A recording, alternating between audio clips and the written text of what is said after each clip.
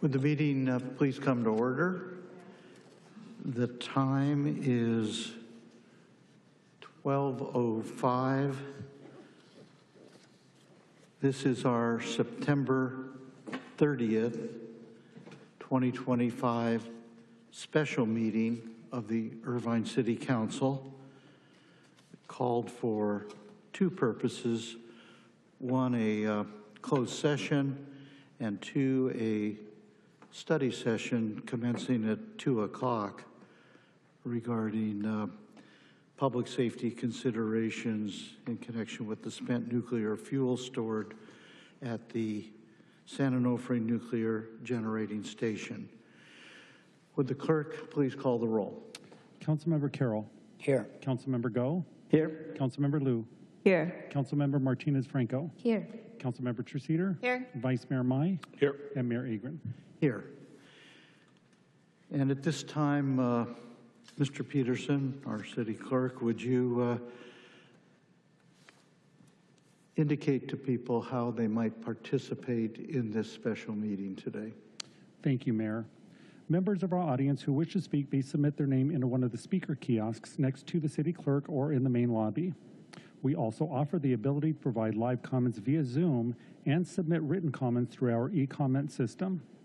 For those who wish to participate virtually, visit zoom.us using any web browser or the Zoom app on smartphones or tablets and enter meeting ID 160-043-4844.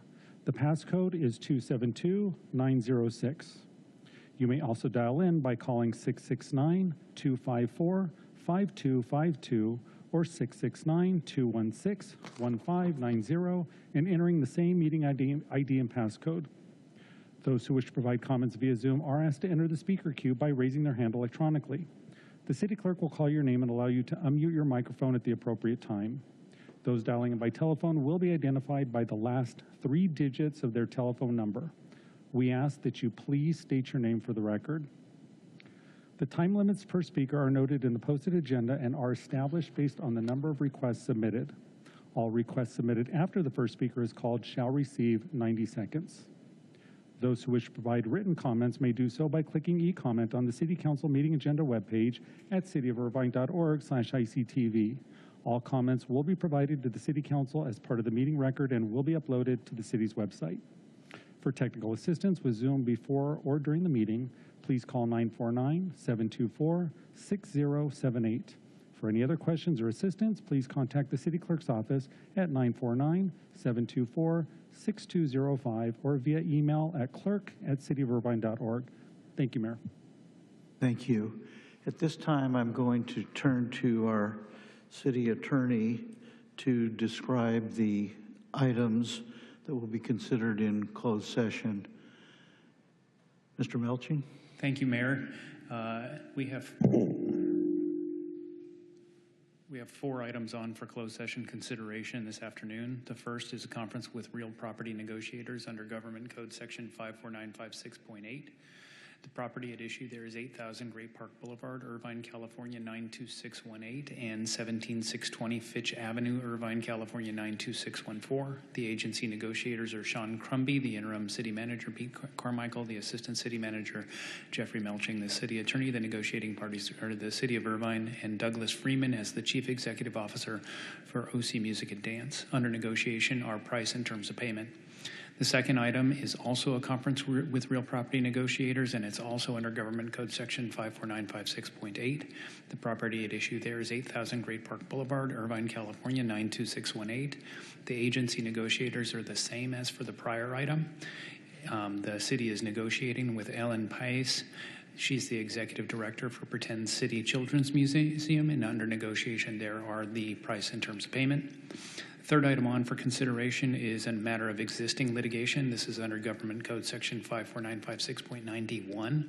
The case there is City of Irvine versus Orange County Transportation Authority et al., Orange County Superior Court case number 30-2023-013666419.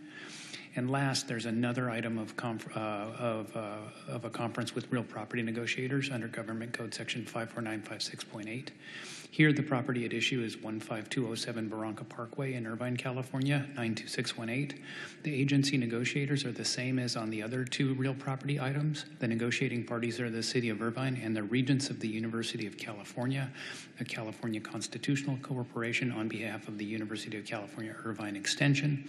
The representative for UCI is Jason Palda, Executive Director of Real Estate Services, and under negotiation there are the price and terms of payment, and that's all. Thank you, Mr. Melching. This item, I hope, will be concluded when we come back reconvening. I'd hope we would be able to do that by 1:30. In any event, we're going to start the 2 o'clock item on time.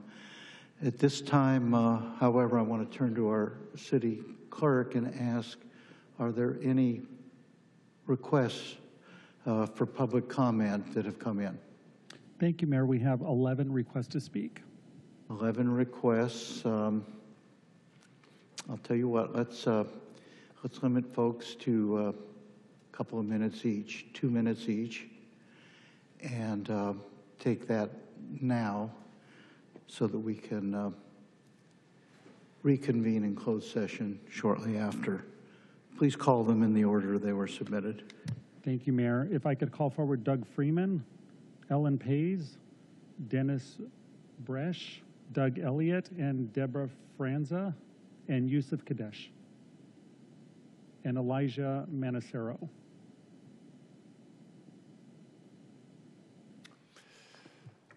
Mayor, welcome.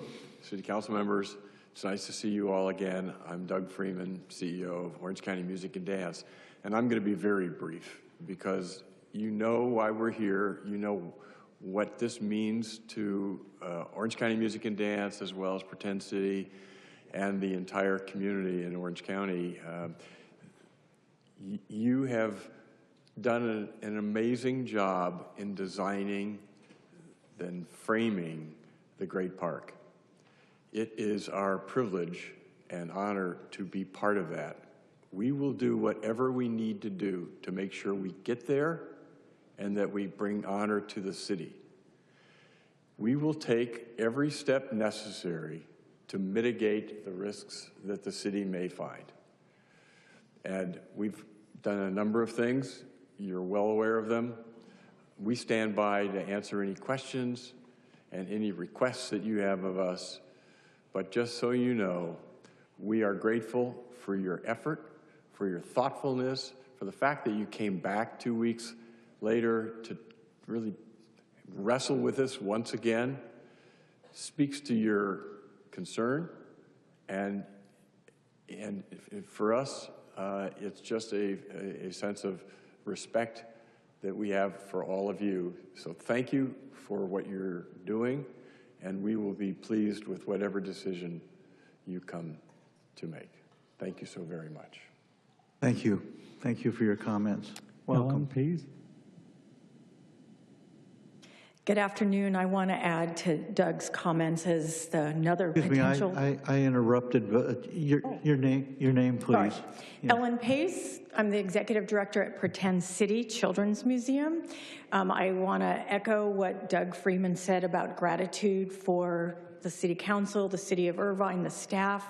We could not be more excited about this opportunity to truly bring our world-class museum from the Spectrum into the Great Park, to add to the Cultural Terrace, and are incredibly grateful for all the generosity that the city has shown to us, to FLAM, to Orange County Music and Dance.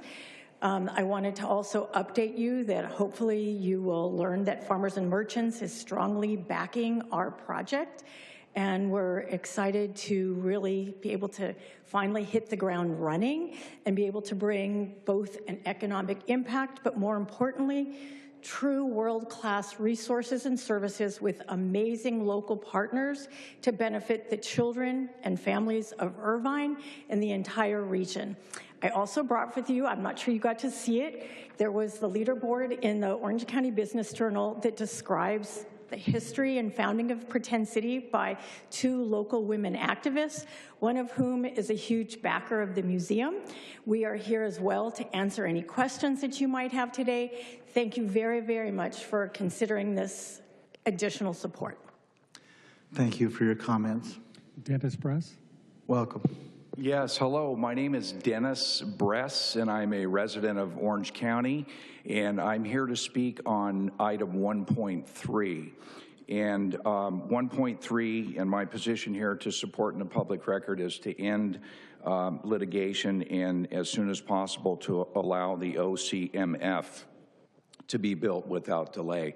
It's great to be here in the beautiful city of Irvine. Such a gorgeous day today, and it's great to be here in front of all of you. I want to thank you personally for everything you do in Irvine. I'm a resident of Newport Beach, and one of the reasons that I'm here is because transit is very important to me, and it does play a vital role for residents in Orange County and outside of the county. And I really appreciate, well, first of all, you guys are stoked to be able to have a transit center, Metrolink and Amtrak here in your beautiful city. What an asset. And for the council to lean in on the Transit Connect, the Irvine Transit Connect that you guys have, fantastic job to be able to give commuters the ability to get out of their cars. I don't know if anyone has driven the 91 lately, but even with the investments that have been made into the 91 to try to reduce traffic, it's still traffic central there. And I happen to have been riding the Metrolink for the opening of the Metro A extension in Pomona North from Riverside back to Tustin is where we parked. And that 91 at 3:10 in the afternoon was just so congested.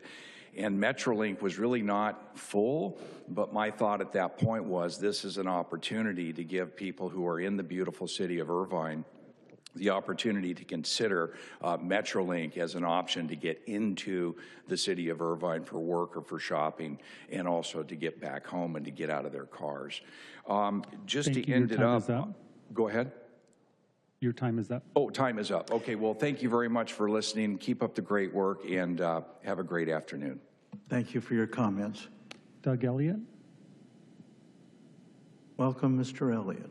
Thank you, Mayor, and good afternoon, council members. I am Doug Elliott, City Commissioner, speaking only for myself, as always.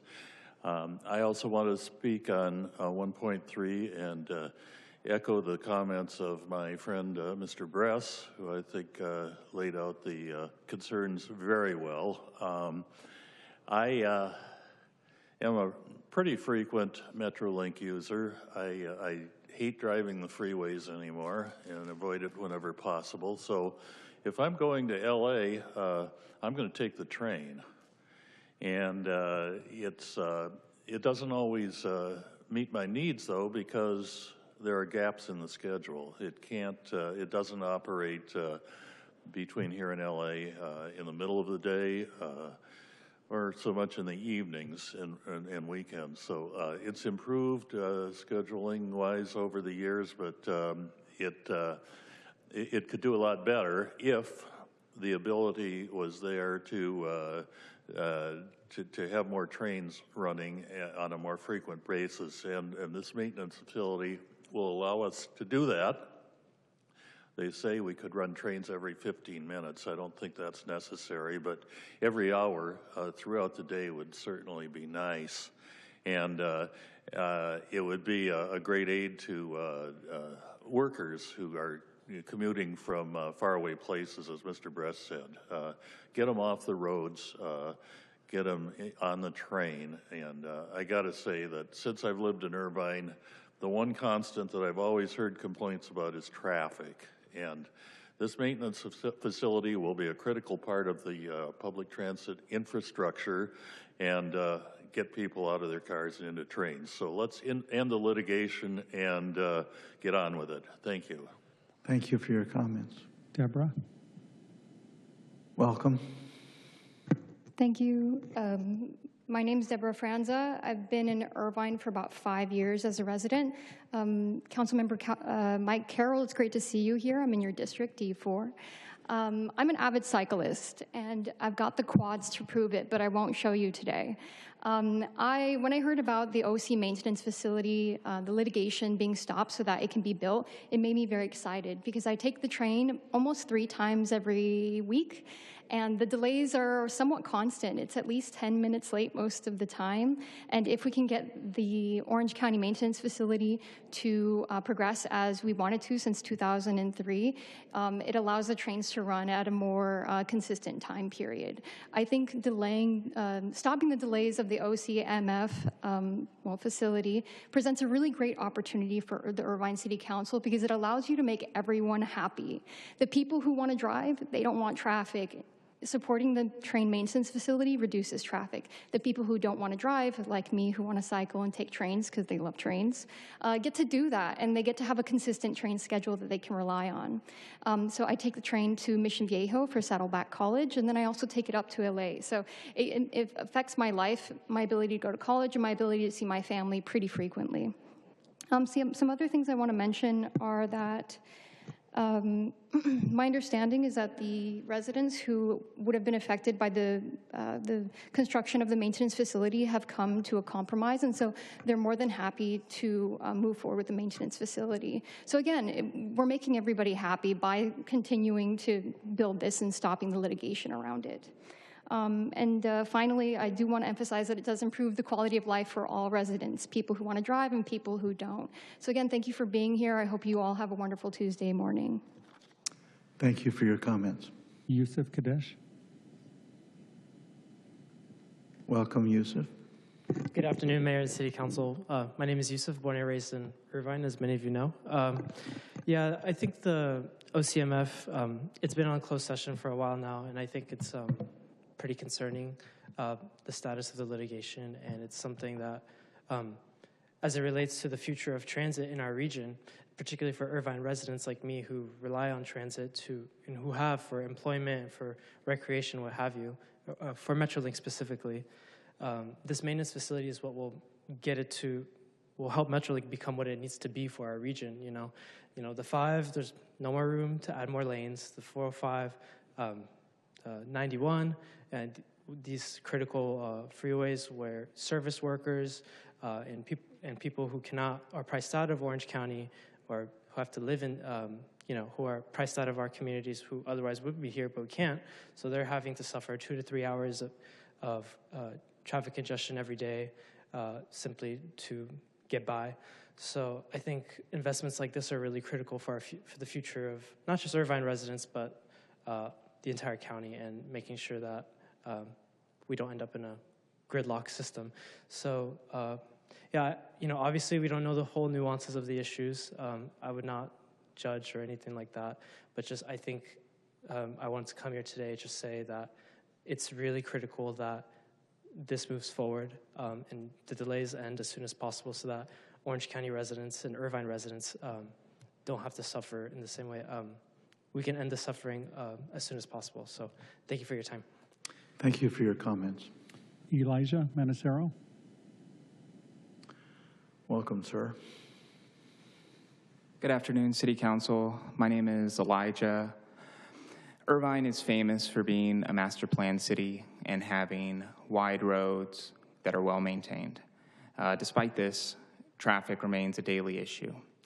Anyone who tries to get on the 5 from Sand Canyon can attest to that. One major reason for this is that residents have few real alternatives to driving. To reduce congestion, Irvine needs reliable transit options.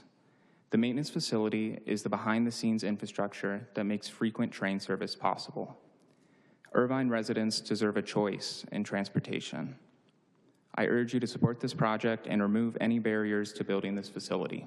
It's a necessary step toward an Irvine with less traffic and more transportation choices for residents. Thank you. Thank you. Kyler Chen. Kyler, you have 90 seconds. Welcome. Bonjour. Hello, good morning. I would like that the City Council end this lawsuit immediately.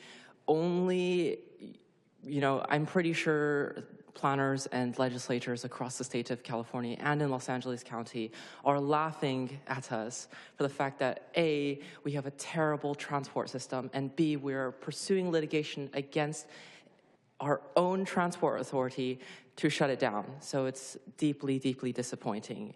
And I also really sympathize with the hotel workers and everybody who can't afford to live here and would like to live here, but they take the train, and so some people can't afford to drive, and it's really important that we have a good public transport system, and we end this lawsuit immediately. Thank you. Merci beaucoup. Thank you. Our next speaker is Amit Modi. Amit, you may unmute your mic. Thank you. Good afternoon. My name is Amit Modi. I'm a resident of Cadence Park near the Great Park. On June 24th, the Great Park Board voted unanimously to, quote, recommend that a resolution be presented for City Council consideration to formally incorporate and expeditiously build a central or main library in the northern sector of the Great Park Framework Plan and explore funding options outside those already allocated in Phase 1, end quote. Yet no progress appears to have been made on this front. Instead, in the September quarterly update, the main library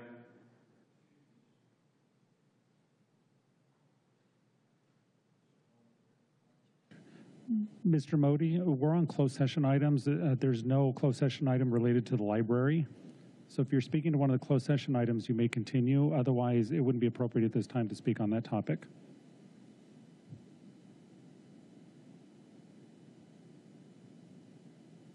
Our next speaker is Anita Bott. Anita, you may unmute your mic. Good afternoon. My name is Anita Bott. I am a city commissioner as well, but speaking here as an individual resident in the Great Park area. As a former Great Park Task Force member, I remember when we were talking about OC Music and Dance and Pretend City, and I'm speaking specifically to points 1.1 and 1.2 on the price and terms of payment with these two organizations. Last week, I attended a town hall with my neighbors, over 70 people who live in the Great Park, and they were disheartened and disappointed to learn that the library would not be funded at this time. The concern that people are raising, which makes sense for this special session, is that the price...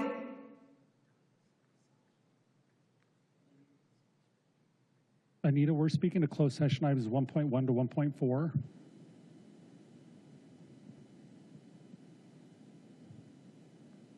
Anita, can you hear us? I'm sorry, sir. Looks like she hung up. Our next speaker is Mason Buck. Mason, you may unmute your mic. Hello, my name is Mason Buck, a resident of Cypress Village in District 2. I'm here today to speak on item number 1.3, the litigation of the OC maintenance facility. Just to keep it simple, this facility is very important to me and a lot of residents here that are speaking today for very simple reasons. It expands access for low-income communities who may not be able to afford to live in Orange County and want to commute into Orange County for their work. It supports sustainability, reducing the number of vehicles on the road, which supports the climate, as well as reducing traffic. It is a critical part of the Metrolink SCORE program, the Southern California Optimized Rail Expansion. This has been an ongoing project that Metrolink has been using, to expand their connections across the LA metro area. It enables more frequent Metrolink service. It improves reliability during any possible disruptions. It allows us to support more transit-oriented development in the area. And overall, it is something that has so many upsides and very few downsides. So I urge the council to end the litigation as soon as possible. Thank you. Our next speaker is telephone number 457. 457, you may unmute your mic.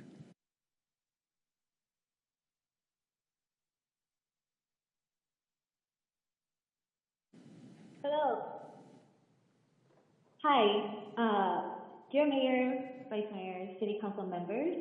My name is Lucy Liu. I'm an Irvine resident.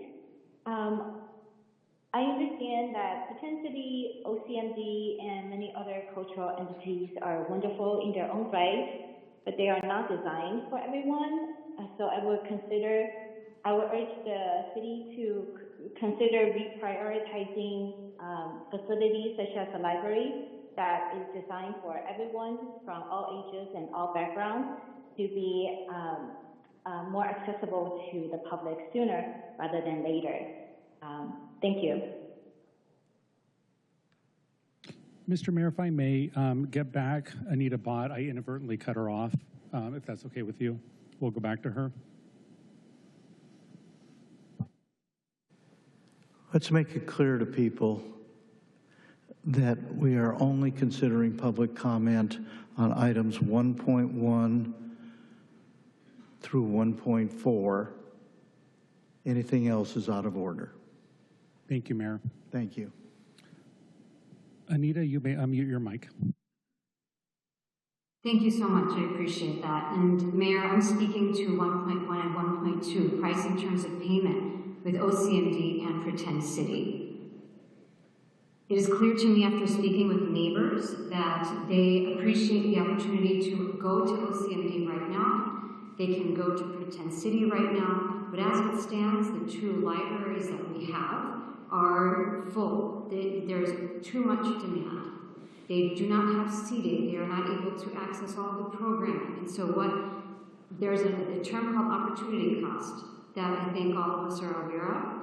If a pot of money is being given to one organization that precludes another organization, perhaps a library or other community amenity, to be built.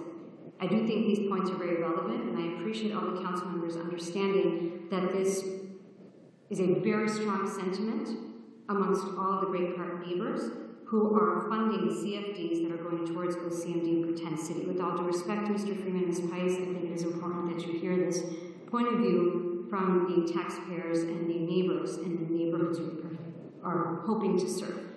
Thank you for calling me back. I appreciate it. Our next speaker is James Wong. James, you may unmute your mic. Hi, members of the council. It's James from Woodbridge.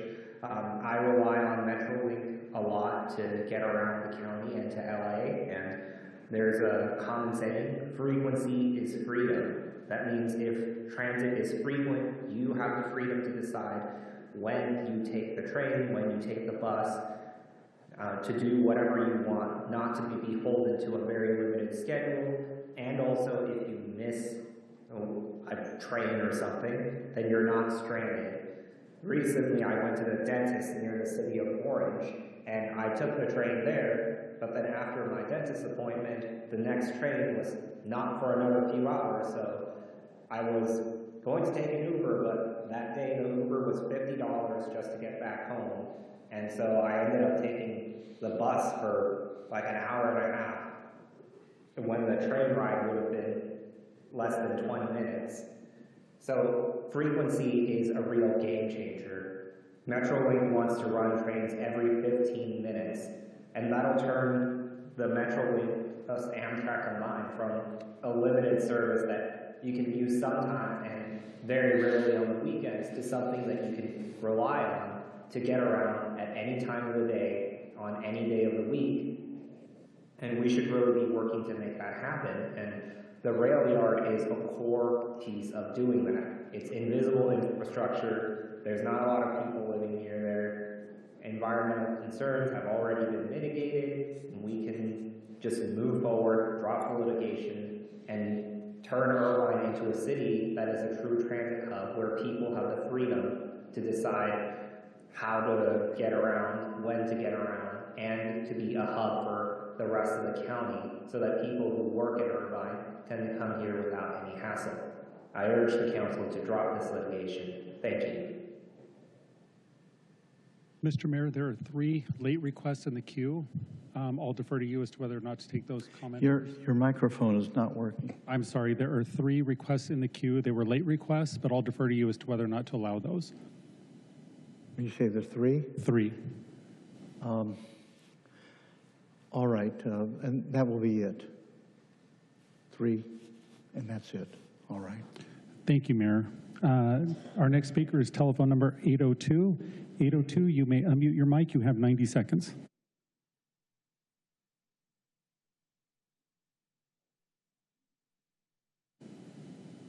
Hello, can you hear us? Hi, good afternoon. Mayor and City Council. My name is Prakash. I'm a resident of the City of Irvine for the past 5 years. I'm here to talk about points 1.1 and 1.2 on the agenda. I think we all acknowledge the commitment to the cultural terrace, where Pretend City has secured a $26.5 million interest-free loan, and OCMD has a generous long-term lease. However, these organizations already operate facilities in Irvine today. These are nice to have, but they're not a necessity.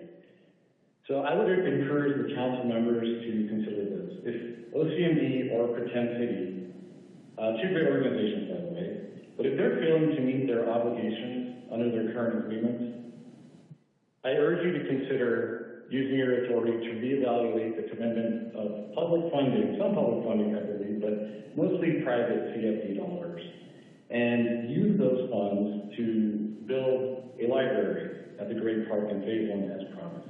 A library is not a niche cultural amenity. It's one of the most important equitable resource the city provides. It offers universal access to technology, job training, tutoring, and education for every child and senior, regardless of their ability to pay tuition or entry fees. This is an urgent need, not a nice to have, and I would urge the City Council to please reconsider appropriately. Thank you. Your time is up. Our next speaker is Tomas Castro. Tomas, you may unmute your mic. You have 90 seconds. Hello, council members. My name is Tomas. I'm a longtime resident of Woodbridge, speaking on item 1.3. I'd like to urge you to move forward with construction of the OC maintenance facility by ending the city's litigation against their CPA. This lawsuit unfortunately represents a trend in Irvine politics, which is our city's reticence for regional collaboration towards the common good.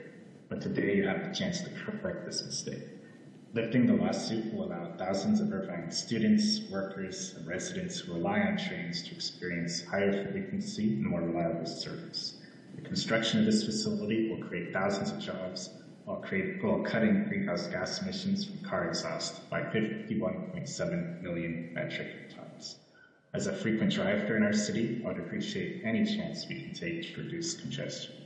And finally, the OCMF will expand equitable access to train service for more low-income commuters who need to travel far distances to work in Irvine.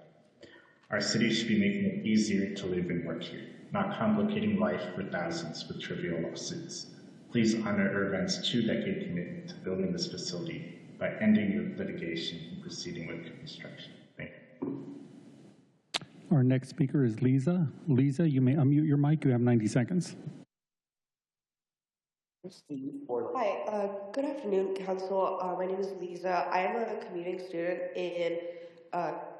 from Cal Poly Pomona. I live in Irvine, but I just want to make this comment saying that I do have to resort to driving most days of the week while going to Cal Poly Pomona from Irvine. But days that I can't drive, I usually do have to take the train, causing a lot of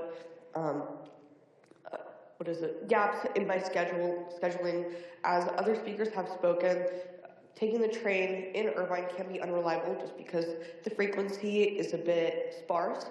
So it would be nice that we'd have this Orange County maintenance facility in Irvine, just so we have more frequent trains, as frequent as possible, so workers, students like myself, and anyone who would like to use a train could rely on it, and we'd have an actual alternative to driving that's quite easy to use. Thank you so much. And that is all, Mayor. Thank you, Mr. Peterson. That concludes our public comments on this item. Without further ado, we'll convene in closed session.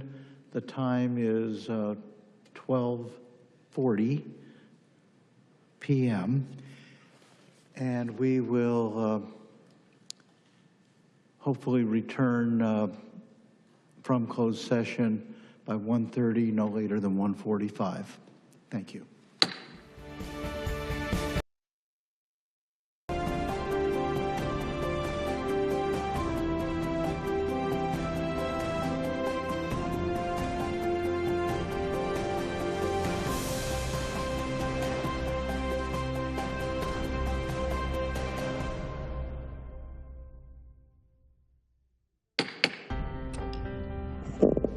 Would the meeting please come to order? The time is 1:45. The City Council has been in closed session, and now having completed our work for the day in closed session, I'm going to turn to our city attorney and ask if there was any reportable action. Not today, Mayor. There being no reportable action, I think our closed session work is completed. I'm going to suggest that we take a 15-minute recess and then proceed to item 2 on today's special meeting agenda. Is there a motion to, well, we don't need a motion to recess. Hereby ordered. Here we go.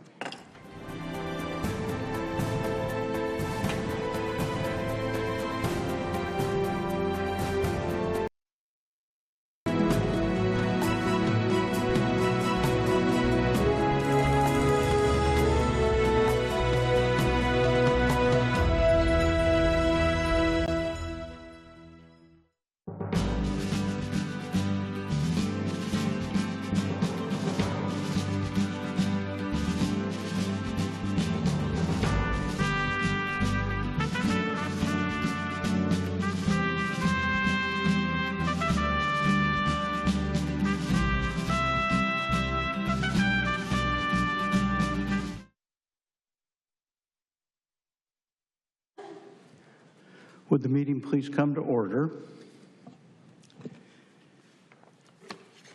The time is 2:02 p.m. This is a continuing part of a City Council special meeting, the special meeting of September 30th, 2025, at which time 2 items were to be considered. The first of which was a closed session, which we completed in the hour and a half or 2 hours afternoon. And now we move on to the second item on today's special meeting agenda, which is a study session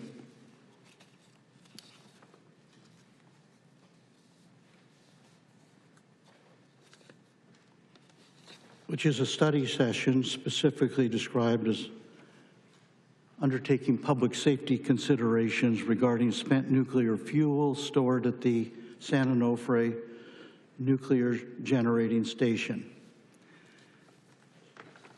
I think at this time it might be useful for the city clerk to announce how people who are not here in the chamber but who are perhaps wishing to participate remotely may do so.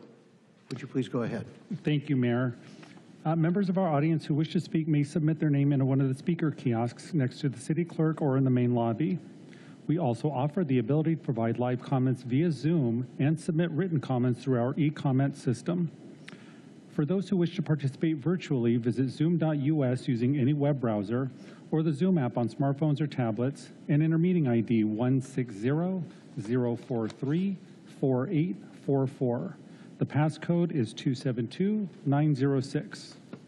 You may also dial in by calling 669-254-5252 or 669-216-1590 and entering the same meeting ID and passcode. Those who wish to provide comments via Zoom are asked to enter the speaker queue by raising their hand electronically. The city clerk will call your name and allow you to unmute your microphone at the appropriate time. Those dialing in by telephone will be identified by the last 3 digits of their telephone number. We ask that you please state your name for the record. The time limits per speaker are noted in the posted agenda and are established based on the number of requests submitted. All requests submitted after the first speaker is called shall receive 90 seconds. Those who wish to provide written comments may do so by clicking e-comment on the City Council meeting agenda webpage at cityofirvine.org/ICTV. All comments will be provided to the City Council as part of the meeting record and will be uploaded to the city's website. For technical assistance with Zoom before or during the meeting, please call 949-724-6078. For any other questions or assistance, please contact the City Clerk's office at 949-724-6205 or via email at clerk@cityofirvine.org. Thank you, Mayor. Thank you very much, Mr. Peterson.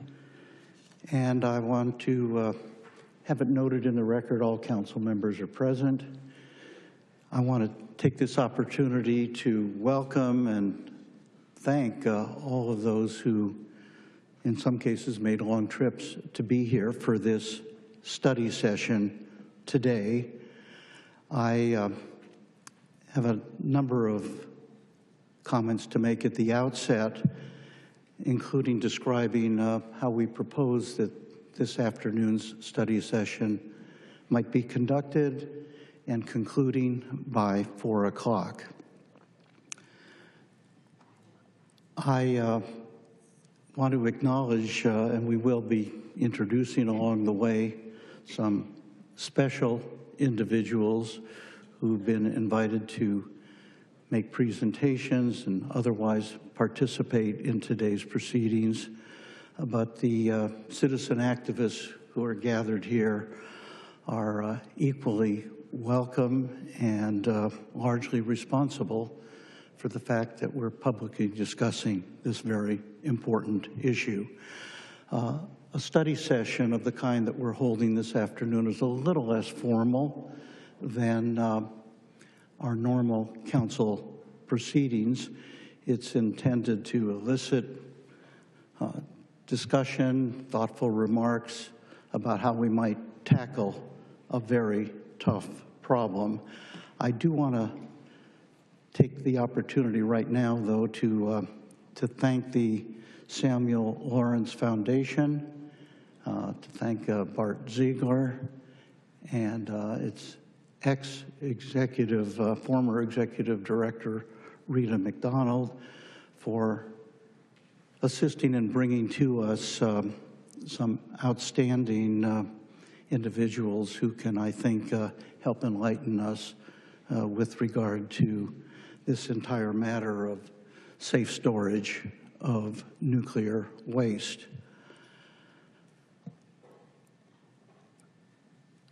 Today's proceeding, as all our council meetings, is going to be, it is being recorded, it's being live streamed.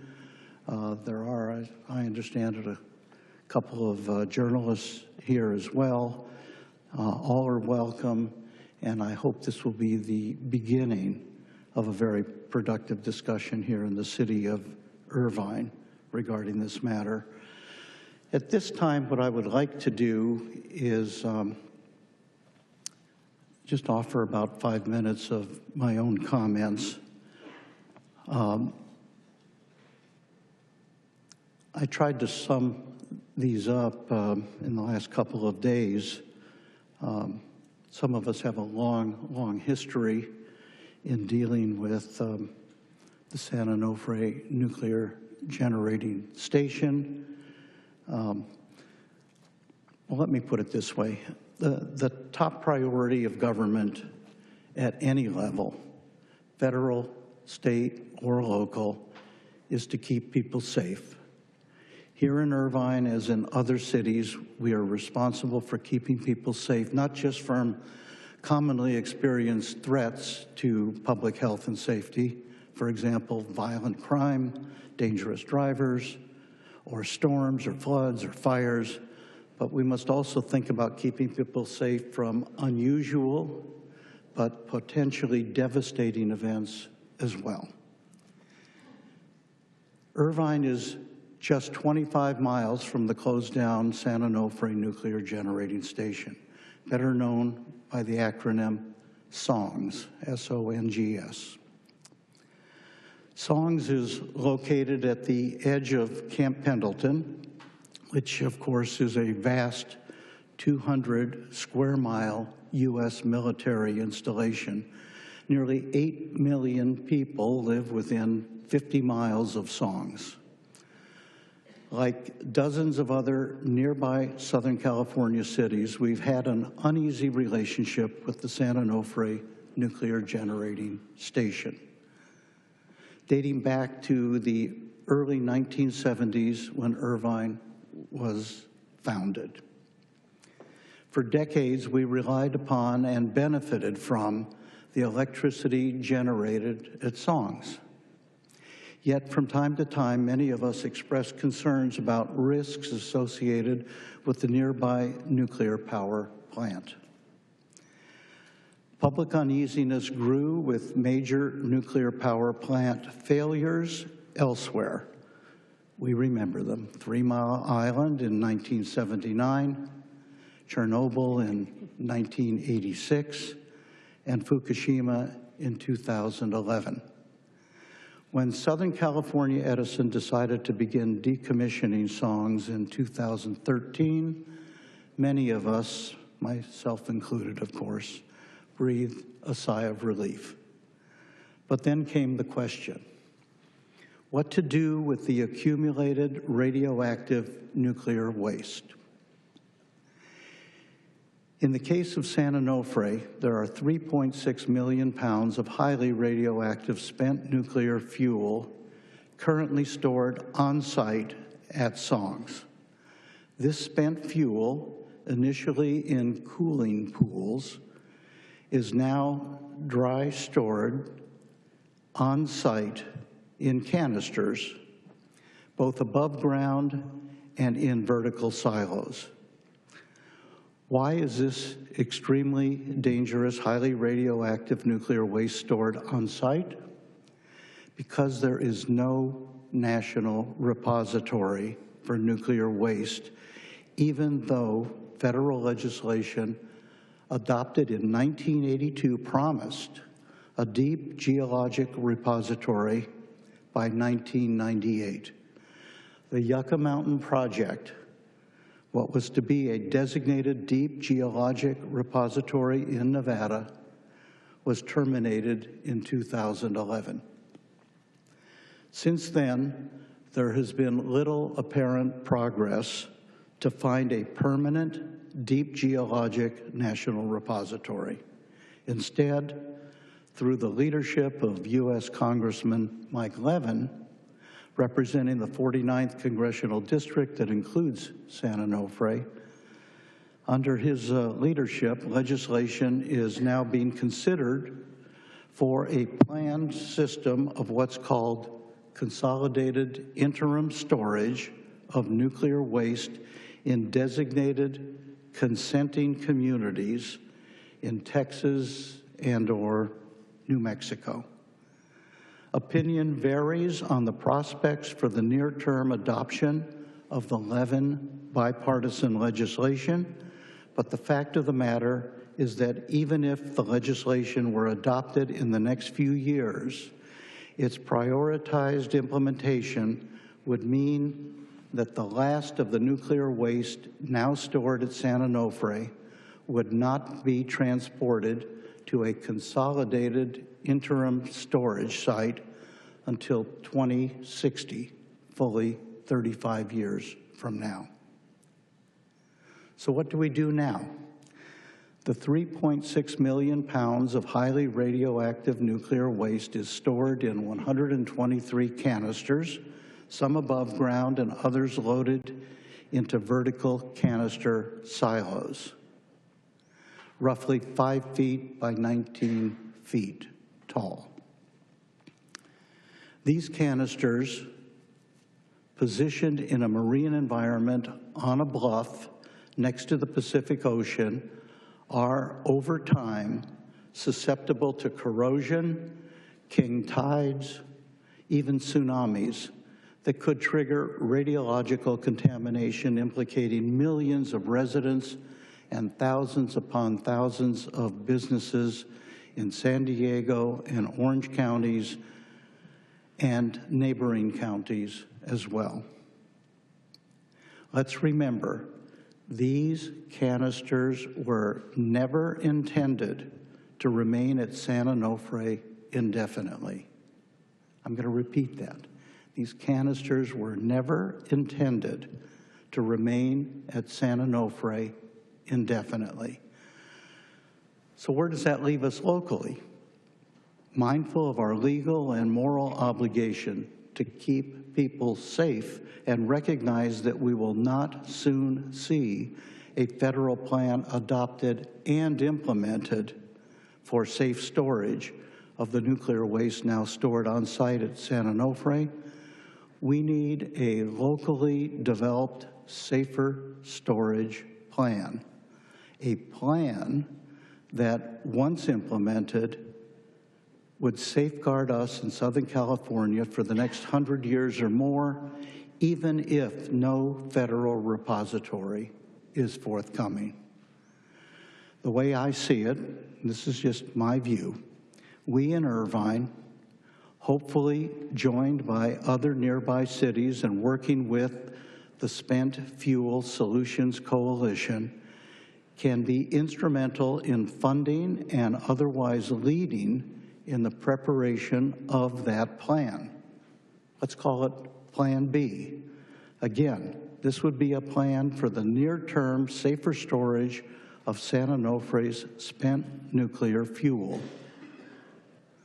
Depending on its detail, commissioning the actual expert preparation of a Plan B may cost several $100,000s, but Plan B is not intended to replace a credible, long-promised federal nuclear waste storage plan. In fact, our Plan B would be prepared locally in anticipation of a national plan that may yet be decades from implementation. Our local Plan B would entail removal of the canisters currently stored on the bluff at San Onofre to a dry transfer facility and then relocation of the canisters on higher ground on the inland side of Interstate 5 at a specially built, fortified storage facility that is on the Camp Pendleton military base.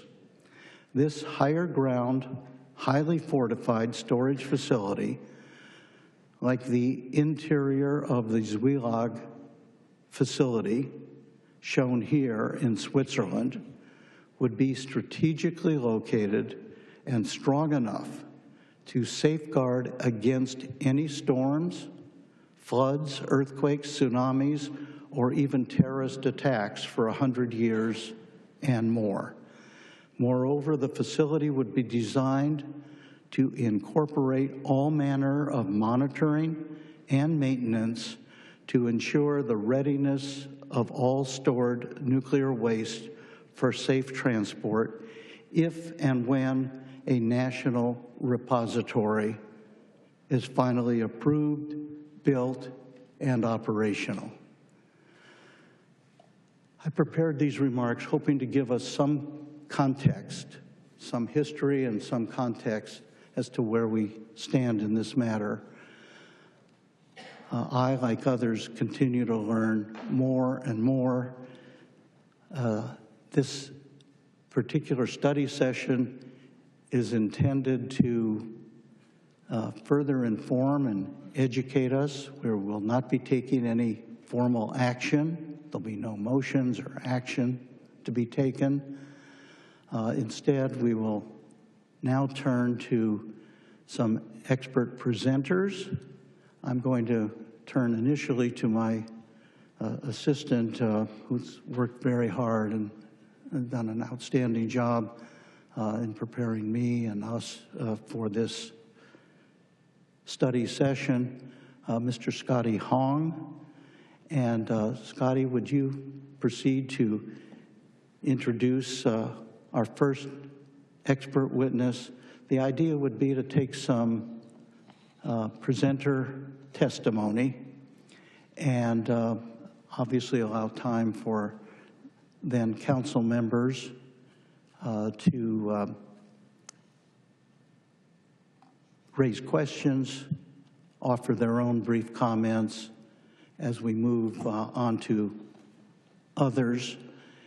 And then we will, of course, turn to the public at large after that, and hopefully have something in between a formal council meeting and an old-fashioned New England town meeting to discuss a very important subject. With that, I'll turn to Scotty Hong. All right, thank you, Mayor and City Councils. It is my honor to first introduce Dr. Greg Yasko, who served as the chairman of the U.S. Nuclear Regulatory Commission from 2009 to 2012. After being appointed by President Obama, Dr. Yasko led the agency with a strong focus on public safety, transparency, and accountability in regulating nuclear facilities. Dr. Yasko, thank you for joining us today. Please come forward to the podium. Welcome, and thank you so much for traveling to be with us. Well, thank you, Scotty, for that very kind introduction. As Scotty said, my name is Greg Yasko, and I was previously a commissioner and chairman of the Nuclear Regulatory Commission. I want to thank you, Mr. Mayor, and the council for allowing me to speak and inviting me to speak today about the need to move nuclear fuel from San Onofre. My history with San Onofre dates back, I'm sad to say, almost 20 years. Time goes by quickly. When I first visited the site when I was a young commissioner on the Nuclear Regulatory Commission, and that trip was part of a visit I was doing to nuclear power plants in California. And I remember at the time visiting, I believe I had visited Diablo Canyon first and then came to San Onofre. And in each plant, I told the workers there that their plant was the most beautiful site in California. So today I'll say stick with San Onofre as the most beautiful site. And I recall this story because it reminds me of the ultimate obligation that every nuclear power plant owner has, which is to return a plant site to the condition it was in before the nuclear plant was built. The nuclear industry is really unique in this regard. It is one of, I think, the only industries that at the outset required the establishment of large funds to ultimately pay for the decommissioning and deconstruction of the reactor. And it is that act which right now is happening at the San Onofre site. Southern California Edison is making significant progress removing the structures and reconditioning the land that the plant occupied. And that is really in fulfillment of this promise and obligation that all nuclear power plant owners have, and ultimately that obligation they have to the ratepayers who paid for the plant and those funds to set aside for decommissioning. But I think it's important to recognize that they are doing this much earlier than any of the federal requirements would allow. Nuclear Regulatory Commission regulations allow up to 60 years to remove a nuclear power plant from its site. And in fact, they are doing this now on a path to achieve this full decommissioning within 2 decades. So I think this is a very important milestone and a recognition that progress can be made at the site. Nonetheless, I think there's a clear recognition, as the mayor has said, that the work is not finished, because ultimately when that decommissioning work is completed, there will remain at this point a large amount of spent nuclear fuel at the site. And early in the history of the nuclear industry, in what I think turned out to be probably one of the biggest policy mistakes for the nuclear industry, the federal government assumed responsibility for the ultimate disposal and disposition of spent nuclear fuel.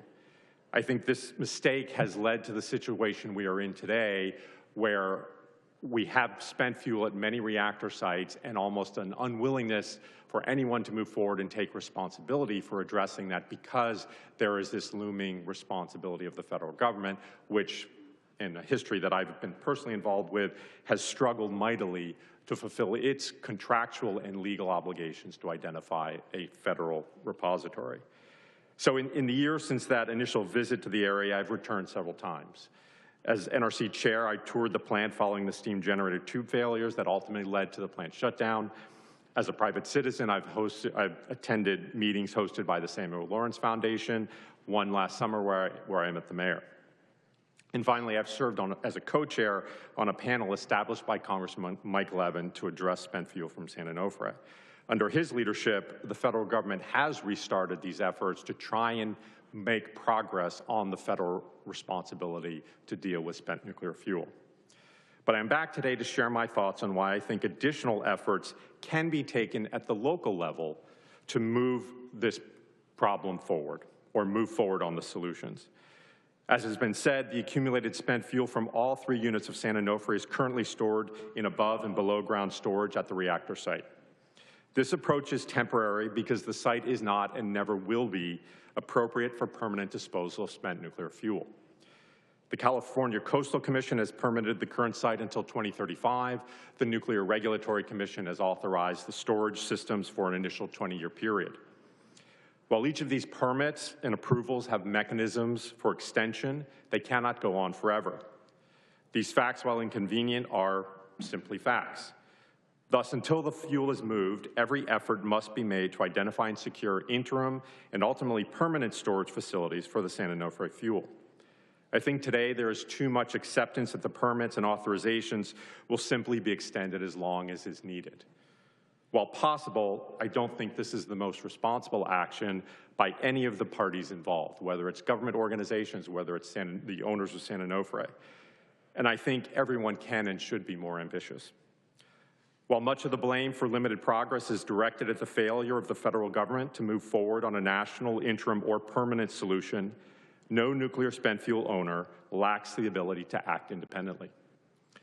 Rather than spending effort attempting to further prognosticate future sea level rise or cast degradation mechanisms, each a task fraught with uncertainties around technical assumptions and modeling limitations.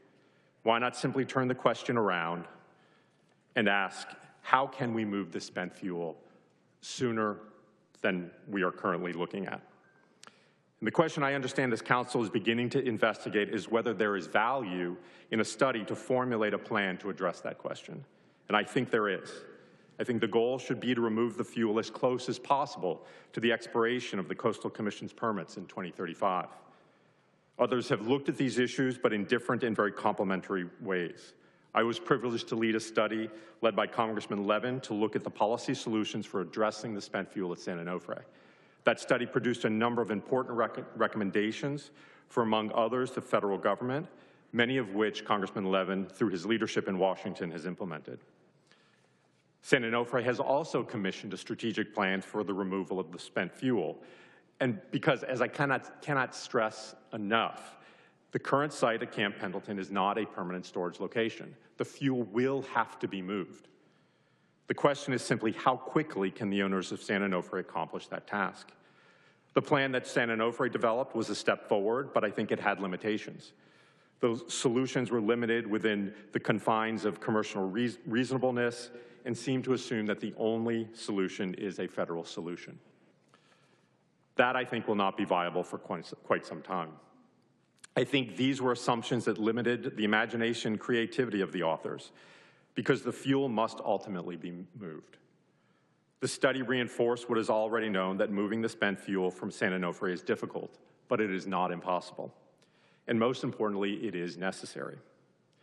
That is why I'm here today to offer my thoughts about the continued need and feasibility of not only developing a concrete plan for the near-term removal of the spent fuel from San Onofre, but the actual implementation of that goal.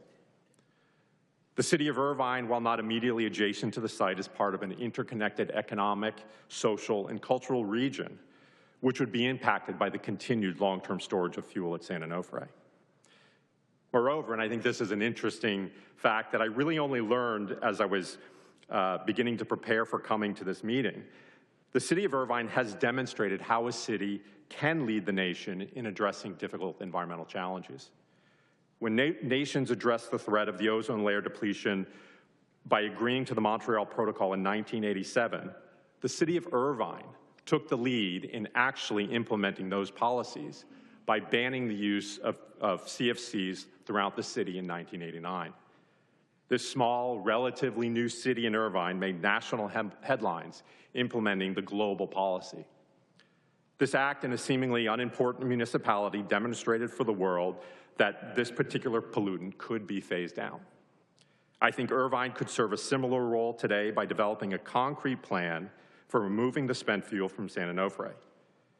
There is no reason a suitable location cannot be found, working with all stakeholders to fulfill the obligation to restore the San Onofre site and return it to the Navy for its ultimate use. Rather than look for all the reasons the fuel can stay and cannot be moved, the City of Irvine could develop a plan that shows how it can be moved. And I think that will provide a useful amount of information to help move forward with reaching that ultimate goal. So I thank you for the opportunity to share my thoughts with you today as you begin to explore the city taking a leadership role in solving another environmental challenge, just like it did in the late 80s. I think the impact will benefit this community, your neighbors, and similarly show the nation how to tackle locally the storage of spent nuclear fuel. So I thank you again and would be pleased to answer any questions that you may have. Well, thank you very much.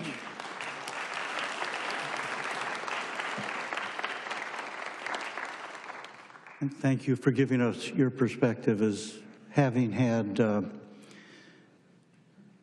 experience you've had as being chair of the Nuclear Regulatory Commission, whose mission is safety. Am I correct? That's correct. That's its chief mission. That is the chief and only mission, I would say. Yeah. Excellent.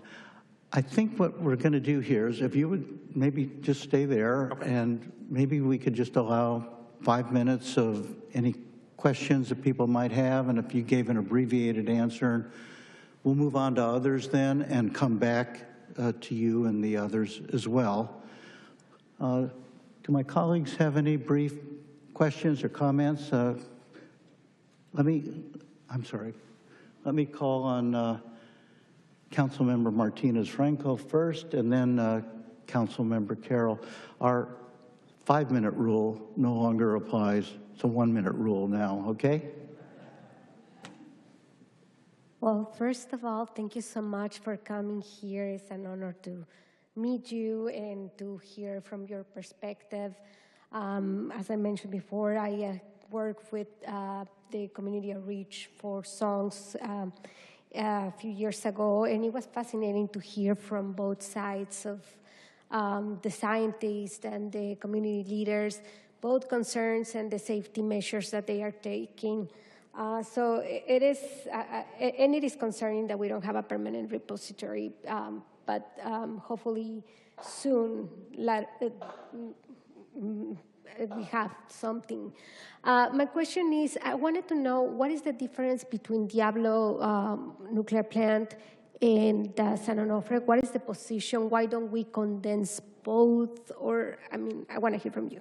Thank you. Yeah, well, that's certainly one of the plans that one could consider is taking fuel from both sites. I think one of the challenges with nuclear fuel disposal is the attempt to make grand solutions to what I think can be more easily solved on a smaller basis. So there may be merits to finding a location where both the fuel from Diablo or San Onofre could be stored. There may be an alternative solution that just focuses on San Onofre. But I think these are the kinds of questions one could look at in developing a plan.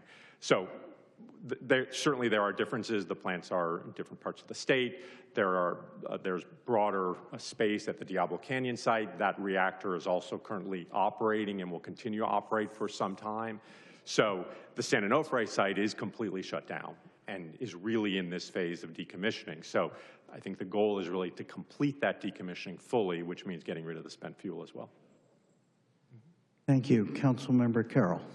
Great. Thank you, Mayor. And thank you, Dr. Jago, for coming today.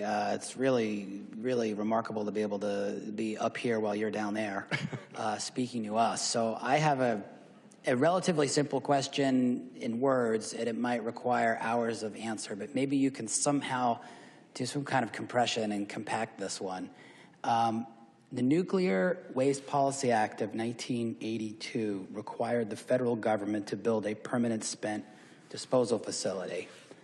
And I think we probably, all of us in this room, have read stories and have no visibility like you would ever have from your vantage point. So I have to ask you publicly to tell us, as succinctly as you can, how it is absolutely, humanly, unbelievably possible that we do not have a federal nuclear waste storage facility.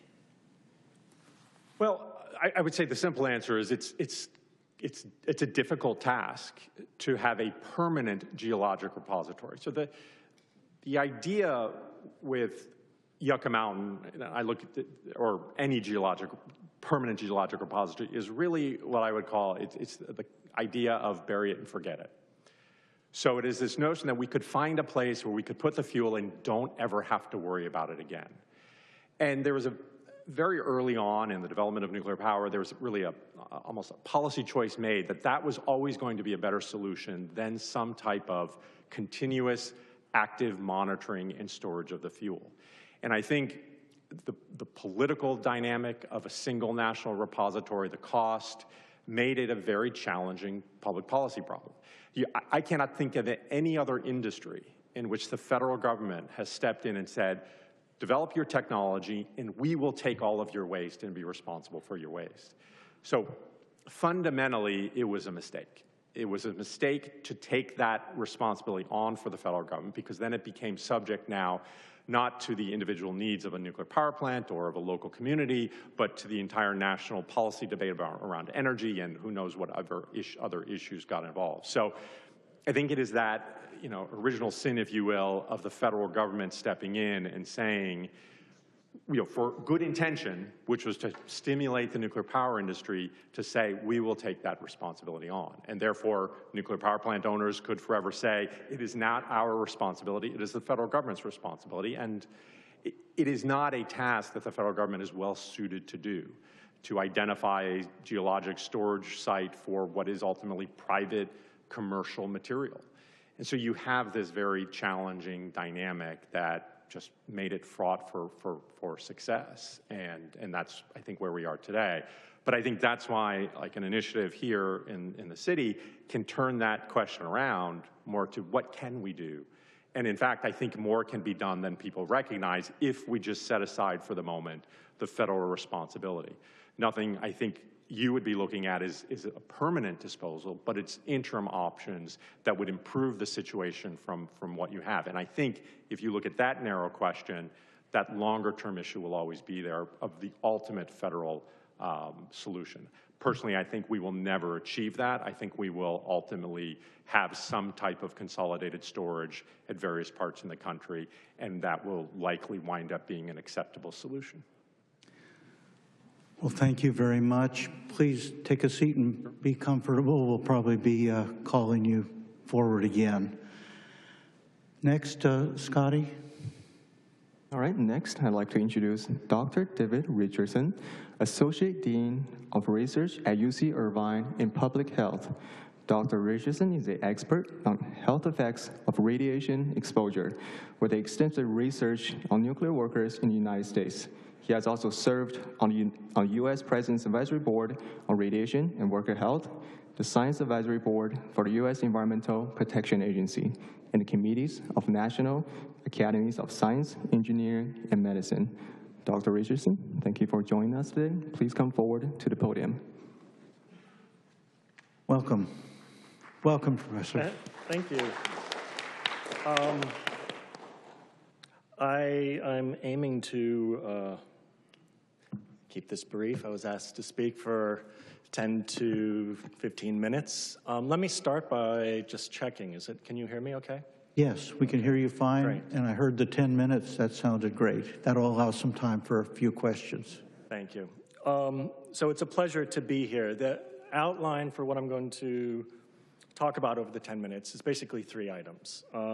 Just a brief introduction, some public health perspective on the issue, and then a little bit of discussion about what role I see universities being able to play in providing some technical expertise to support government decision-making.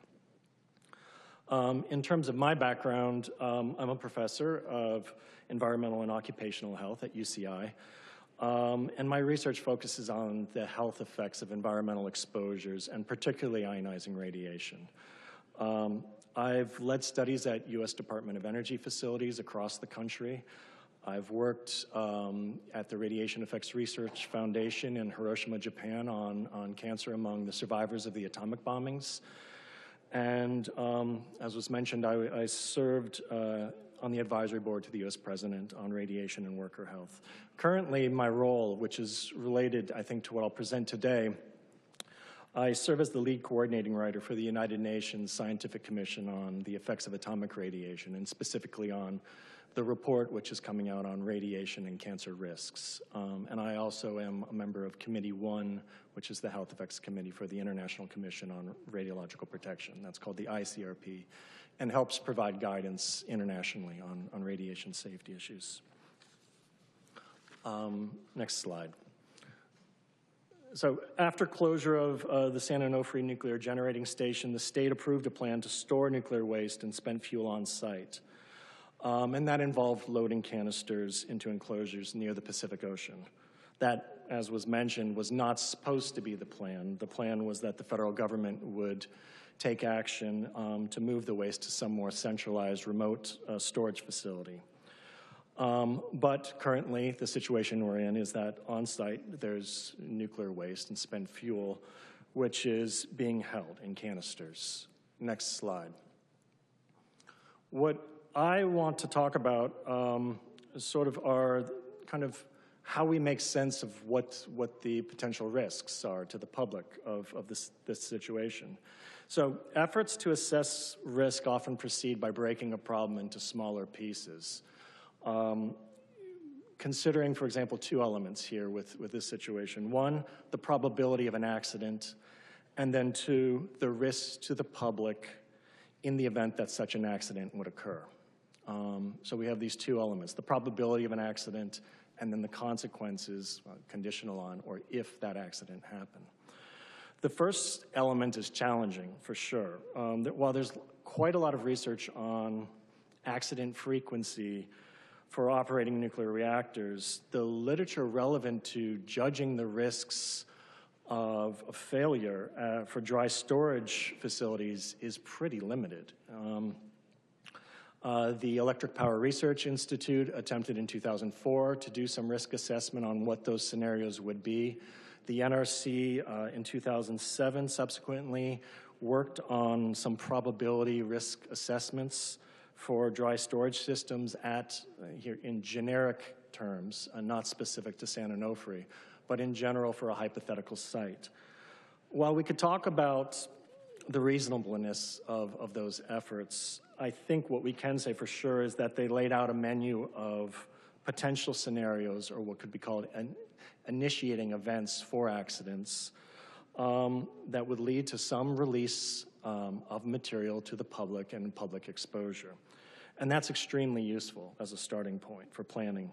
We have an enumerated list of types of initiating events, everything from high wind, fire, flooding, erosion, impact of a vehicle or other object, earthquakes or attack, those kind of flavors of different scenarios.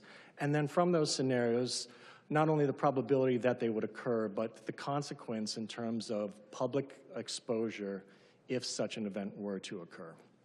And that's the panel up on the right is just from the 2004 report, one page out of there of some probabilities of different types of scenarios. The estimates of the exposures to the public that come from there really lead to the second element. What would the human health consequences be in the case of such an accident? And that's really where I can come to speak more directly of my experience. At least broadly, and I'll say prospectively, and maybe I'll go back to what I mean about prospectively. Given that an event occurs under relatively conservative estimates about public exposure, what are the anticipated health impacts? We can start by saying that the material that's stored is somewhat well characterized in terms of its radiological hazards. These are known and established human causes of cancer. And when they come out into the environment, we have a relatively good basis for understanding what the magnitudes of the risks can be. And I'd say since that 2004 report, or the NRC's 2007 report, in the years that have followed, we've made quite a bit of progress on being able to do the sort of lifetime cancer risk calculations that would inform our understanding of what the anticipated consequences for the general public would be of those environmental releases. This is in large part what I've been working on for the last decade for the United Nations, in fact, is these types of lifetime risk calculations. I would start by saying that the risk estimates that were used in the 2004 report are not horribly off base. I think contemporary cancer risk models suggest that the risks are somewhat larger than those. But let's put them in the ballpark of 15 to 25% larger than the estimates that were done 20 years ago. Under the scenarios considered, where these were, again, I'll say relatively, let's say conservative estimates of what would happen, a fraction of 1% of the material which is stored on site being released through one of these initiating event scenarios. Already leads to a relatively large problem in terms of population dose. But, and here's kind of the paradox of prevention, it would almost be imperceptible to a typical person. The individual risks suggested are not so large, but small risks over large populations can have really substantial impacts. This is the same sort of logic which leads us to be concerned about air pollution or other factors that are out in the general environment.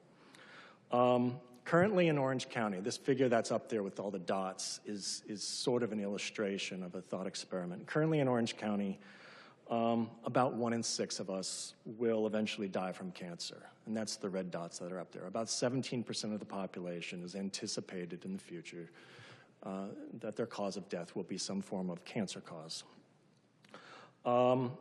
Given an accidental scenario like some of those that were laid out by the Electric Power Research Institute and contemporary estimates of what the risk would be from those, again, a fraction of 1% of the fuel, spent fuel which is there being lost, the community would, those who experience the exposure, the downwind community, let's say, would experience a risk of cancer of something like 1.55. One death in 5.5, as opposed to 1 in 6. So I'm not quite sure that for an individual it's going to be perceptible, but for a community, it's, we can't say that there's no impact, and we can say that all things being equal, we would like to avoid that magnitude of impact. For young children in Orange County, the situation's a little bit more serious. The susceptibility of children to the effects of ionizing radiation is larger. Currently in Orange County, about 1 child out of 2,000 will develop leukemia by the age of 30. Under the scenarios that are here, and even some more modest scenarios, it would be like 1 child out of 1,000. Again, I'm not quite sure that you would perceive it walking around, but it would be the difference between 1 child in 2,000 and 1 child in 1,000. Again, all things being equal, we would like to avoid those situations if we could. Next slide. This is what's called a Haddon matrix. A Haddon matrix is a tool that combines what used to be called the epidemiological triangle, the host, the agent, and the environment, with different levels of protection.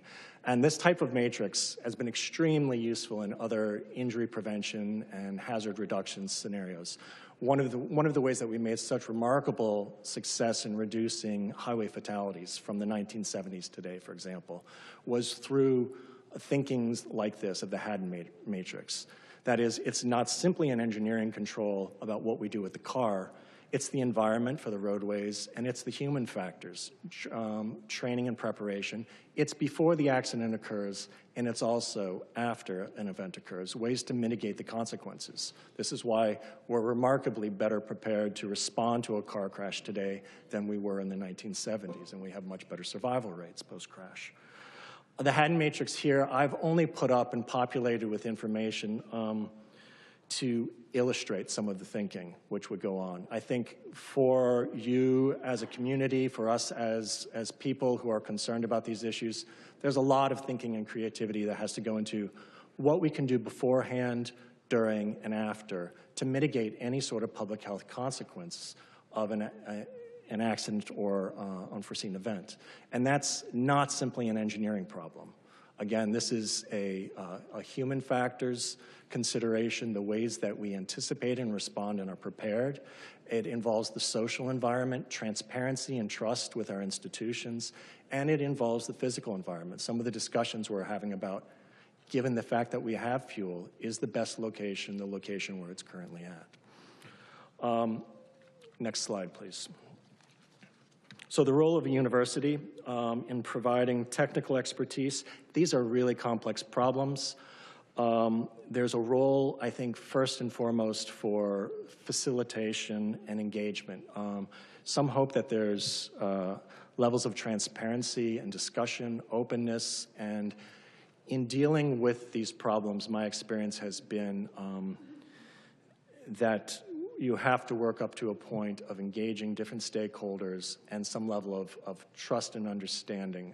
This is not simply something which we're going to deal with simply by saying trust the technical experts. There's too much concern about the amount of money involved and potential conflicts of interest and bias. There's my experience working with communities affected by radiation releases, those who have actually had to undergo these situations, is that the consequences are much greater than those dot figures are showing. Those dot figures are about one human health impact, the risk of cancer. Radiological contamination can change people's relationship to the environment. It can change the way that people use their parks, the ways that people use their beaches, their gardens, their fruit trees. Once something like that happens, people's relationship to the environment shifts. And that's not simply about sort of calculations like an actuary does of the risk of cancer. There's changes in property values. Young people make changing decisions about where they want to reside and raise their children. All of that can fundamentally change a community. So I think that these are, as I said, I've talked about cancer risks, which is where my interest lies, but my experience is that the problem is, or the concerns are much broader than that, and they need to be thought through fully. And I don't want to discount any of those other outcomes. I'd also say the estimates of risk that I put forward are really illustrations. They're illustrations based on technical information which I've reviewed, which has come forward, again, from the Electric Power Research Institute and the NRC, about potential scenarios and the population levels of exposures that could occur. None of those have been tailored, and to my knowledge, there aren't tailored estimates of what the releases would be specifically for San Onofre. So we're talking more about generic facilities. I want to end by, I think, just really thanking you all for your time today and applauding your effort. As I said, these the sorts of conversations and forethought that happens in planning for injury prevention and harm reduction is really kind of a proven strategy in the nuclear industry, but in other industrial settings as well. Thinking through what the scenarios can be and how to prospectively take action to reduce the probability of harm, and if something happens, mitigate the harm that would happen to a community, really is the right path forward. So thank you very much for your time. Well, thank you. Let me just myself start this very quick round by saying how much I appreciate your coming forward. You're a newfound resource at UC Irvine for us. Your CV, your experience, the projects with which you've been involved are just extraordinary. So let me hopefully elicit a yes response to this question. You indicated about resources being available at the university. Were we to undertake the commissioning of a preparation of a plan, could we count on you and the university to assist in that effort? Yes, definitely. I think this is the role the university should play in serving the community. So, absolutely. Excellent. Thank you. Thank you. Any other questions of Professor Richardson? No? Okay. I think if you just take a seat, we'll probably come back to you a little bit too. Next, Mr. Scotty Hong. Thank you.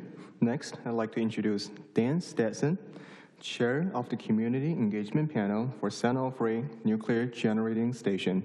Mr. Stetson has provided consistent leadership on the panel, ensuring that the public remains informed and engaged in the decommissioning process. Mr. Stetson, thank you for your service. Thank you, Scotty. Thank you. Welcome, and as it turns out, after all these years, we found out we're neighbors right here in Irvine.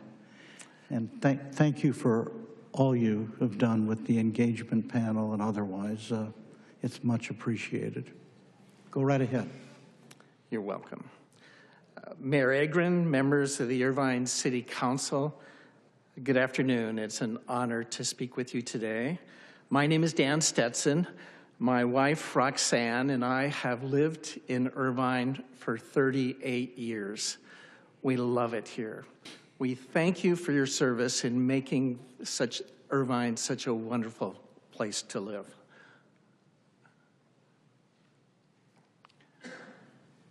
A little about me. I'm the former president and CEO of the Ocean Institute in Dana Point, where I worked for 23 years and was president and CEO for 12 years. During that time, many thousands of Irvine students came and participated in our national award-winning programs about the ocean. Currently, I serve as a trustee and executive director for the Nicholas Endowment.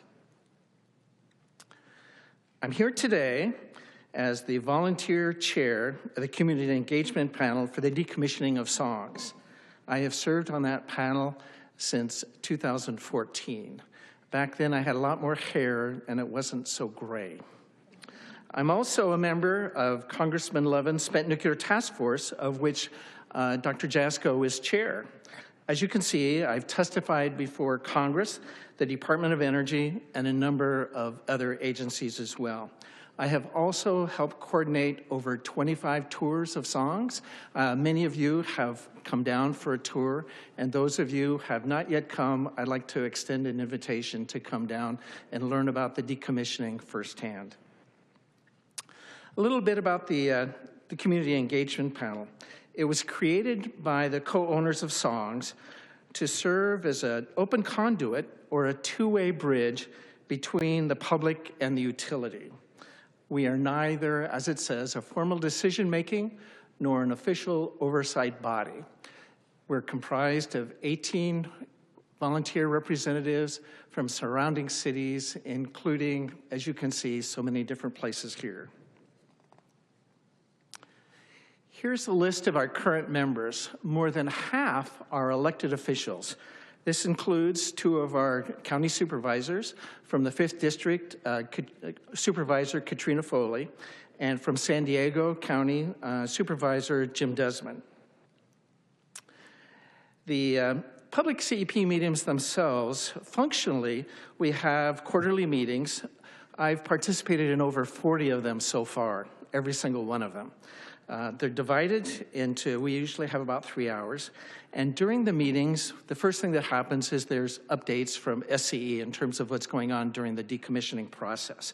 We have presentations from experts in the field, including gentlemen like Dr. Neil Driscoll from Scripps Institution of Oceanography, Paul Murray from the Department of Energy, and others. There are opportunities for the public to ask questions and to challenge SCE. There are also opportunities for SCE to listen and to respond to the community's concerns. Discussions are, shall I say, spirited, mostly respectful, but we are all focused on the same thing. Number one, the safe storage of the spent fuel, and number two, its prompt removal. As we all know,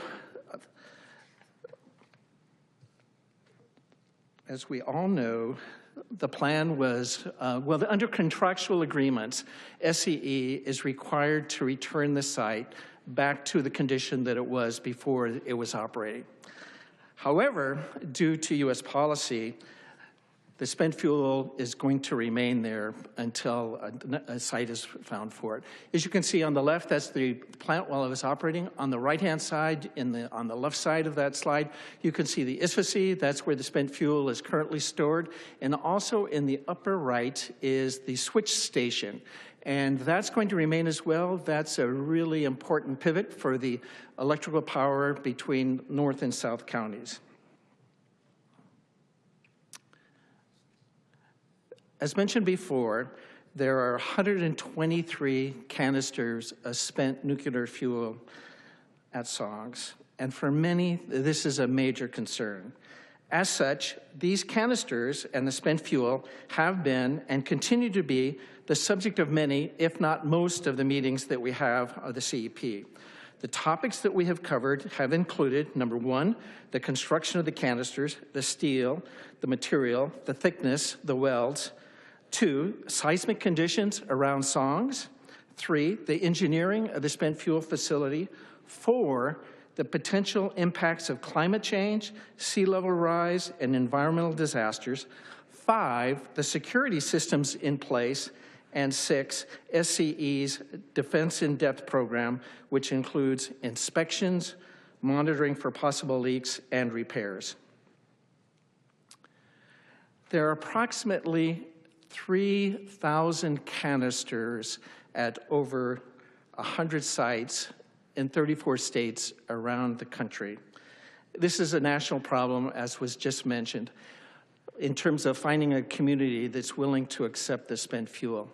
Ironically, I just returned from a conference in Colorado, and there were international representatives there, and the representative there from Canada said that their local communities are actually competing to have the spent fuel stored on their site. Here, it's no secret. Let's see. Where I am here.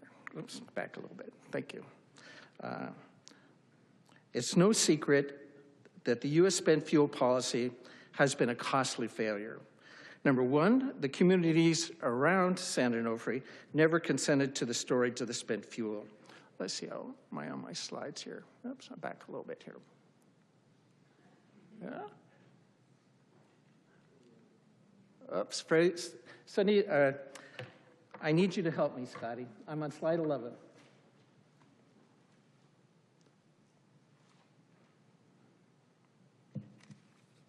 You know, my biggest issue when I conduct our meetings is really the technical side of it.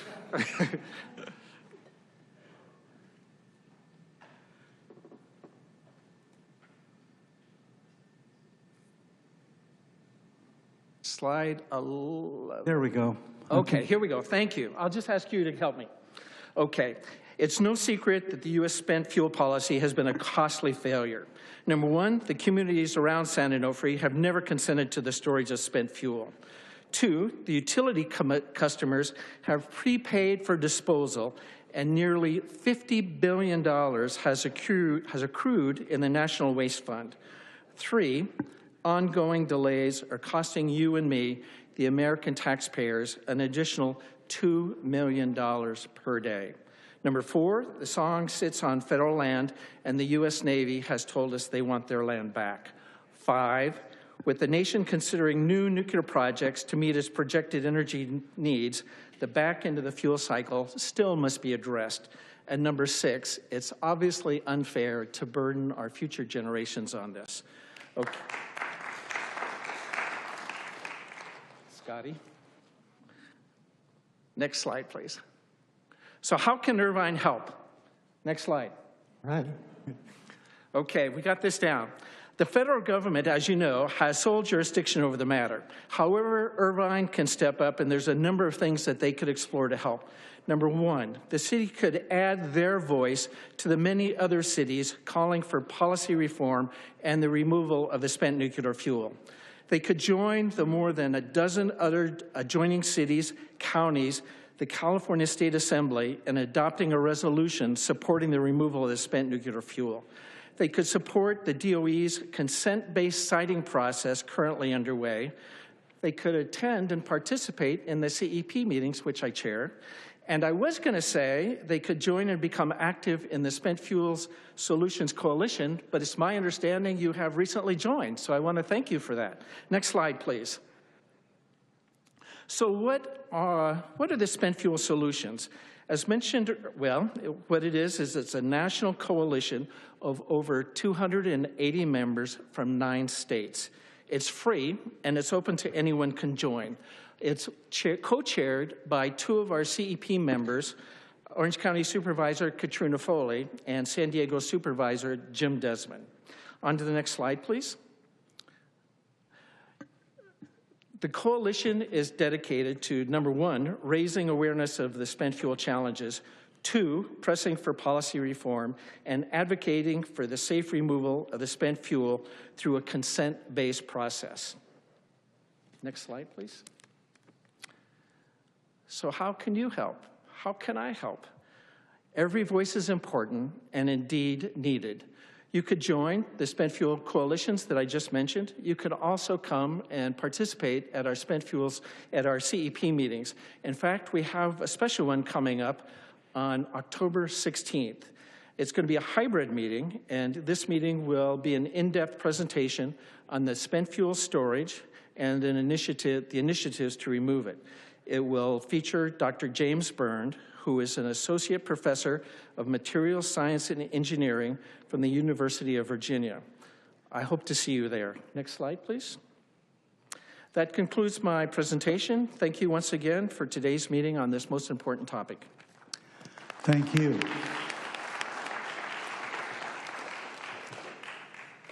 I don't see any questions from my colleagues, but be on standby. We'll get to you, I'm almost certain. And now, Scotty. Okay. Next, I'd like to introduce Mr. Frederick Bailey, Vice President of Generation and Chief Nuclear Officer at Southern California Edison. He's responsible for overseeing SC's generation portfolio, as well as the continued decommissioning of Onofre at the generating station. Mr. Bailey, thank you for joining us today. And I want to not only welcome you, but thank you for making yourself available so that we could talk through a number of these matters just a short while back. Welcome. Good afternoon. Thank you, Mayor Agron. Good afternoon, members of Irvine City Council. Thanks for having me. My name is Frederick Bailey. I'm the Vice President for Generation for Southern California Edison, and I'm the Chief Nuclear Officer with the San Onofre Nuclear Generating Station. Let me start first with my priority is safety. Just like mentioned, public safety. Safety is my #1 priority in all its forms, including nuclear safety. And you have my personal commitment that the spent nuclear fuel stored at San Onofre is and will remain safely managed. I've spent most of my career working with spent fuel. That's a part of the reason why I was hired as a CNO. And I assure you the spent fuel right now is safely stored and will remain safely stored. I'll talk a little bit about the design. And all the spent fuel on site is in special stainless steel containers that have been welded shut. There's no bolts, no gaskets. They're housed in concrete and steel reinforced bunkers that provide shielding and protection from both natural and man-made hazards. The storage system was specially designed due to its proximity to the marine environment. The U.S. Nuclear Regulatory Commission has guidelines for those systems, like the ones at SONGS, and ours exceed those guidelines. Our canisters are made from a special type of stainless steel to resist corrosion, and they are built with thicker canister walls for added protection. That is 25% more, 25% thicker. We've basically built in more margin. We've gone beyond the standards, and we always do. The storage system is designed also with a strong understanding of the seismic and tsunami risks in our environment. That's based on under the purview and research of the California Coastal Commission, and also sea level rise scenarios from the Ocean Protection Council. The bottom line is the systems are designed to withstand maximum shaking from a major earthquake and the highest postulated tsunami. Spent fuel storage is safe where it is. Even if conservative assumptions were wrong, our systems are designed to withstand inundation of 50 feet or more. And I want to assure you and the community that the fuel safety is safely stored. There is no credible scenario that could result in a release of radiological material beyond the site. That's not just my opinion. That's the conclusion of the Nuclear Regulatory Commission. Well, even with all that I'm describing, we are actively monitoring the health of the systems. We have in place what the Nuclear Regulatory Commission mandates, which is an aging management plan, as well as a maintenance program that's required by the California Coastal Commission. We use remote robotics and high-resolution cameras to identify, characterize, and trend areas of interest. We inspect 2 canisters per system every 5 years, and we have a test canister that we inspect every other year. Going beyond, we've also installed rad monitoring detectors that are not required by the regulation to have 24/7 monitoring of the radiological conditions of our storage. We also do the same monitoring the temperatures of our system, which is not mandatory or mandated by the NRC standards. Over time and through our inspections, we found the canisters to be in good condition, none require repair, and that goes for inspections nationwide. It is the same at every single storage across the US. And here again, I'm proud to say that SCE has been proactive. We helped develop the capability to repair a canister if ever needed. We use technology originally developed for military applications, known as cold spray. So again, the canisters are welded shut. Not only do they provide for safe on-site storage, but they also are designed for transportation. I can assure you that the system and the canisters will be ready for off-site transportation when a storage or disposal facility comes available. And as you'll hear later, SCE is working hard to make this off-site storage and disposal facilities a reality. And if you still have doubts, I invite any of you, I invite the public to come and visit the site. Put your eyes on our systems. We do tours all the time. If interested in more details, there's a CEP seminar mid-October, and there's also valuable information available at songscommunity.com if you want to learn more. Thank you. Thank you for your comments. I do want to put one question respectfully to you.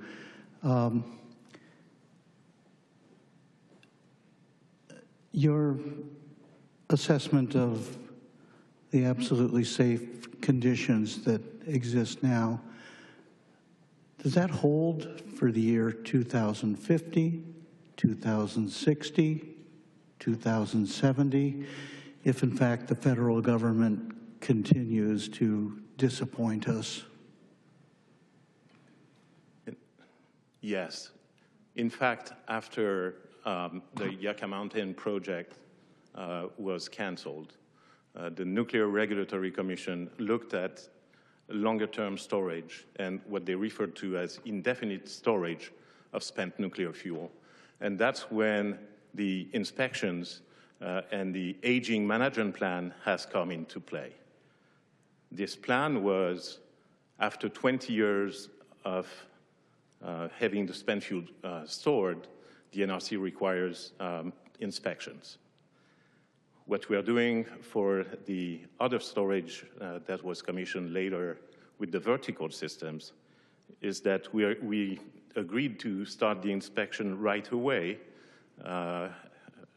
based on a request from the California Coastal Commission.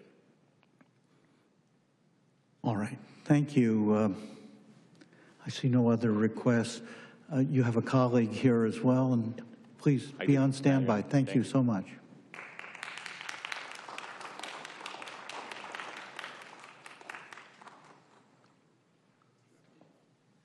Next, would you introduce our next speaker? Thank you. Next, I'd like to introduce Manuel Camargo, Principal Manager of Decommissioning at Southern California Edison. Mr. Camargo has led SCE's decommissioning efforts at Onofre since 2008, with a focus on strategic planning and stakeholder engagement. Mr. Camargo, thank you, and go ahead. Thank you and welcome. Thank you. Thank you very much for having me. Again, my name is Manuel Camargo, and I'm Principal Manager for Strategic Planning. Small clarification, I don't lead all of the decommissioning work. My focus is twofold. I support the Community Engagement Panel, and then most relevant to this conversation today, I lead our efforts at looking to compel the federal government to deliver on its legal and contractual obligations to take the spent nuclear fuel.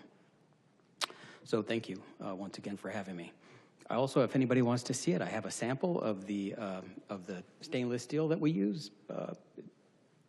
Would anybody like to see that? Pass it around while I do my comments? Just pass it forward. We'll pass it down the line. By the way, while that's going on, I think a majority of my colleagues here have in fact toured the facility and with their staffs in some cases. So I think we have some familiarity and appreciate the open-ended extension of an invitation to confer with you and also tour the facility. So thank you. Appreciate that. And Fred's invitation and our invitation is also for members of the public. Our staff volunteers their time on a Saturday on at least a monthly basis in order to allow members of the public to come in and see the facility for themselves. If I may, Mr. Mayor, I did want to clarify a couple of key points for the record. Number one, in the earlier discussion about Representative Levin's Nuclear Waste Administration Act of 2024, that was focused on federal solutions. So federal consolidated storage of spent fuel and federal deep geologic repository. One is kind of a near-term opportunity and the other is permanent. The two facilities in Texas and in New Mexico, those are private consolidated interim storage projects, but those are outside the scope. And if I may, one last thing is the target dates for the Department of Energy and its performance are for the 2060 date. That is when the DOE currently projects that it will have a deep geologic repository available. There's the earlier date is mid to late 2030s. That's for the availability of near-term consolidated storage. I would tell you that all that would require an amendment to the Nuclear Waste Policy Act of 1982, as amended in 1987, in order to make all that possible. And that's one of the things that we're advocating for.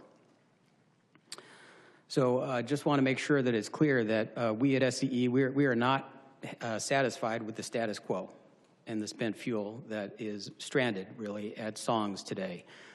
That's why we are highly motivated to get the spent fuel off-site, allow us to finish the decommissioning work, restore the site and return it to the Navy in order to allow the Navy to support its national defense mission of training Marines. So a little background in terms of this matter related to the offsite disposition of spent nuclear fuel. I did manage the development of what we call the strategic plan for the relocation of SONG's spent nuclear fuel to an offsite storage facility or a repository. It doesn't exactly roll off the tongue, but it's a very specific plan, and that's the name of the plan that we developed and released back in 2021. We did have the benefit of several leading experts who advised us on plan development, including a former NRC chair, as well as a former DOE official who was in the room, so to speak, when the Nuclear Waste Administration Act was first enacted back in the early 1980s. The strategic plan was released in 2021, as I mentioned, in March of 2021, and that plan is available on our songscommunity.com website. So anybody who would like to see that plan is welcome to take a look at that. The plan at a high level assesses a number of alternatives for offsite storage and disposal, as well as some policy principles that can provide for a more durable federal spent fuel program that includes both near-term interim storage, federal interim storage, and then in time, a permanent deep geologic repository. Among the various options that were identified were a couple of things maybe relevant to Councilmember Martinez-Franco. Earlier, you mentioned the prospect of, perhaps combining the spent fuel from SONGS and from the Diablo Canyon site at one facility. One of the options in the strategic plan is actually to look at loosely called the California option. So that would be to co-locate the spent fuel from all 4 facilities, including those 2, as well as Humboldt Bay, a retired Pacific Gas and Electric plant in Humboldt County, as well as the Rancho Seco facility near Sacramento. I would tell you, though, that our advisors indicated that there's probably not a lot of political will in California to implement the California option, perhaps until the federal government, if the current program that the DOE is working on again, at least consolidated storage, if that comes to a screeching halt. The strategic plan also called for the formation of a coalition, a broad-based coalition. We had similar advice from the California Coastal Commission, and so we have done just that. Together with the release of the strategic plan in early 2021, we also formed, together with local governments, Orange County and San Diego County, we launched the Spent Fuel Solutions Coalition. Proud to say that it's a very broad-based coalition. We've made a lot of progress. Speaking of Representative Levin, in his announcement news release for the Nuclear Waste Administration Act of 2024, he quoted the co-chairs of our coalition. And so we do work closely together with him and other congressional leaders in order to try to work toward solutions. So we, at a high level, working on 3 different things. One is raising awareness for this issue, because at a high level, this issue suffers from a lack of attention. So we, from that perspective, definitely appreciate the efforts of the city of Irvine to create more awareness for the challenge. We also are supporting the DOE's current work. So DOE is at least working on part of the problem, or a part of the solution, and that is consolidated storage, federal consolidated storage. And they're doing so using a collaborative process. That is not what was done with Yucca Mountain. Other countries that are being more successful at this, Finland, Sweden, Canada, our neighbors to the north, France, have all worked through more of a collaborative-based process. So rather than what we did with Yucca Mountain was having a number of senators sit around a table and say, Nevada is where it's going to go, without really a consultation process. The effort that the DOE is working on now for consolidated storage and to my view, also would apply to a deep geologic repository is using a consent-based or a collaboration-based process to work together with communities that might want to host a facility, and perhaps anything else that goes along with that.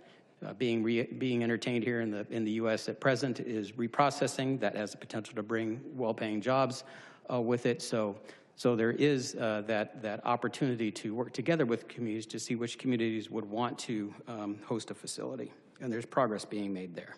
In fact, the Department of Energy is expected perhaps later this year could slip to early next year to announce what they call an expression of interest, which would be the point at which communities could raise their hand and say, we'd like to consider, we'd like to discuss the risks and benefits of hosting a facility, and then perhaps move forward. And again, that right now is limited to consolidated storage.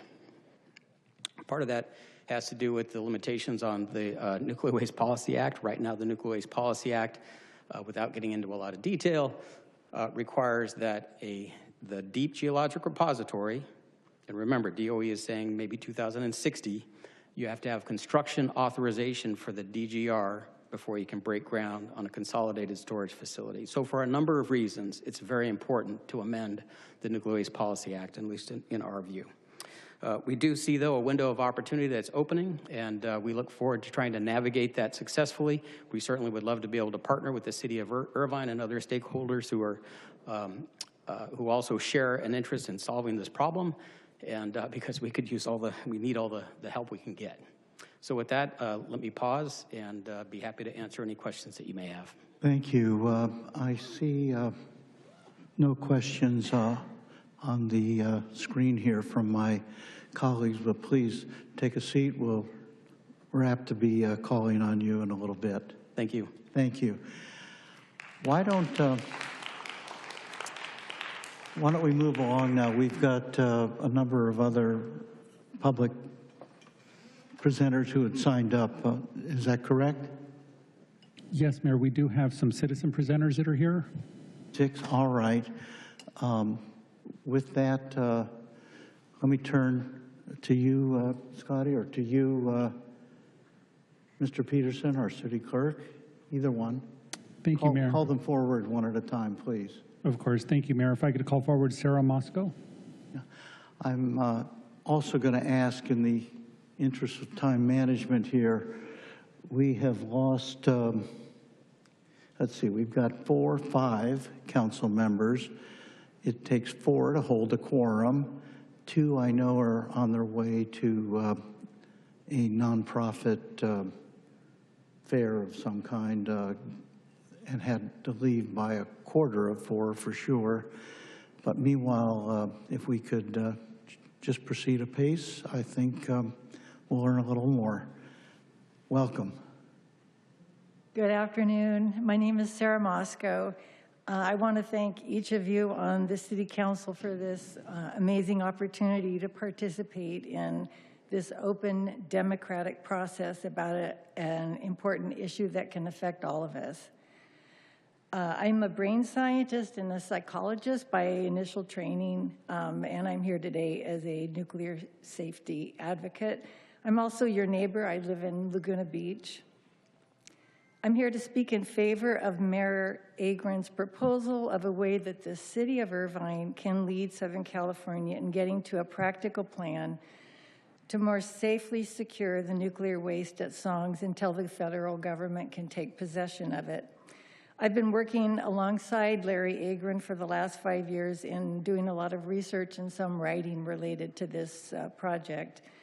The location of Songs may be the very riskiest in the nation because it's so close to the shore and also in an earthquake zone with the very real threat of flooding. The storage canisters are stored in the open, which makes them an easy target for terrorism as well. Songs canisters were never designed for long-term storage. They're susceptible to corrosion and cracking in moist, salty air from a process called chloride stress corrosion cracking. They lack any inherent methods to monitor in real time for radiation leaks or degradation of the canisters. These are temporary canisters that will eventually fail. It's just a matter of time, and really nobody knows when. The imperative is to relocate them away from the shore while they still have enough structural integrity, and I really want to emphasize that, and secure them within a structure that protects them from both the marine environment and unexpected threats like terrorism and flooding events. San Onofre is a nuclear waste dump for the foreseeable future. We've been talking about that. Efforts to convince other states to build consolidated interim storage facilities have stalled because people there fear that they're going to become permanent dump sites too. It's imperative that we understand that the earliest and interim storage facility could open would be 2038 to 2040, and that comes straight from the DOE. And then it will likely take another couple of decades for all of the wasted songs to be moved out. It doesn't all go out on day one. This means we're going to have this stuff here till at least 2060. I've been privileged with having access to some very important outside nuclear experts, long conversations with them, and the consensus is that the waste at songs must be moved away from the shore. Thank you. Your time is up. Okay. Can you just take a few seconds to finish up? Yeah, it's got to get moved away into fortified building with the capacity to repackage them when the canisters fail. And I just want to thank you all for this opportunity today. It's an amazing event. Thank you. Thank you. Kathy Iwane.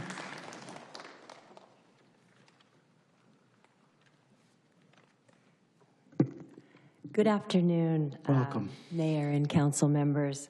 I'm Kathy Iwane, and I evacuated my children from, due to the Fukushima triple nuclear meltdowns, to my native California. After working and raising a family in Southwest Japan 25 years ago. This was during a time when academic and expert voices were being censored, so I'm deeply grateful to you for adding this special meeting to your agenda today. Thanks a lot. It's really important. San Onofre holds 123 thin-walled canisters of highly radioactive spent fuel right on our shoreline, just 108 feet from the ocean and a stone's throw from I-5. Each canister contains about 1/3 of the radioactive cesium-137 as was released at Fukushima. These canisters were never designed for long-term storage, real-time monitoring, nor are they repairable by a method endorsed by the NRC. They sit in a marine environment vulnerable to corrosion at some point, earthquakes, sea level rise, and some scientists tell us that tsunamis have inundated the area with, at the height of over 300 feet on this coast in years past. Unlike other nations that use thick-walled casts inside fortified buildings, San Onofre has no hot cell, no crane on site, no backup facility to repackage or retrieve damaged and compromised canisters. That means Southern California, one of the densest populated areas in the United States, is carrying unreasonable risk. A decade of working with independent experts has taught me what is the safest method of nuclear waste. We need to remove these canisters from their current unsafe beachfront site, repackage as necessary into inspectable canisters built for long-term storage and transport, relocate them onto higher ground into a hardened, climate-controlled facility that can protect from terrorism, flooding, and earthquakes. To this, I add rolling stewardship. Nuclear waste is radioactive for hundreds of thousands of years, and so to continually update its protections is an important aspect of this that falls on future generations. Other countries like Switzerland have built safer facilities that California can indeed model. The costs of such a project are small compared to the 13.4. No, finish your thought. Go ahead. The costs of such a project are small compared to estimated economic projected losses of $13.4 trillion for our region. I'm inspired to see Irvine taking the lead on this community effort to ensure safety for our commission, a plan at San Onofre, and I'm confident that other cities will indeed follow you. So, indeed, by thinking globally and acting locally, we can indeed create a safer tomorrow. Thank you so much. Thank you.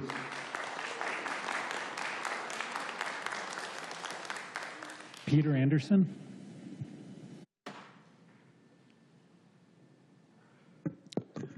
Hi, I'm Dr. Peter Anderson. I'm a past chair of Sierra Club San Diego and a member of the executive committee of Sierra Club California. And of most relevant, I was the co-author of a 140-page Sierra Club report on nuclear waste and policy. First of all, I want to thank you for doing this.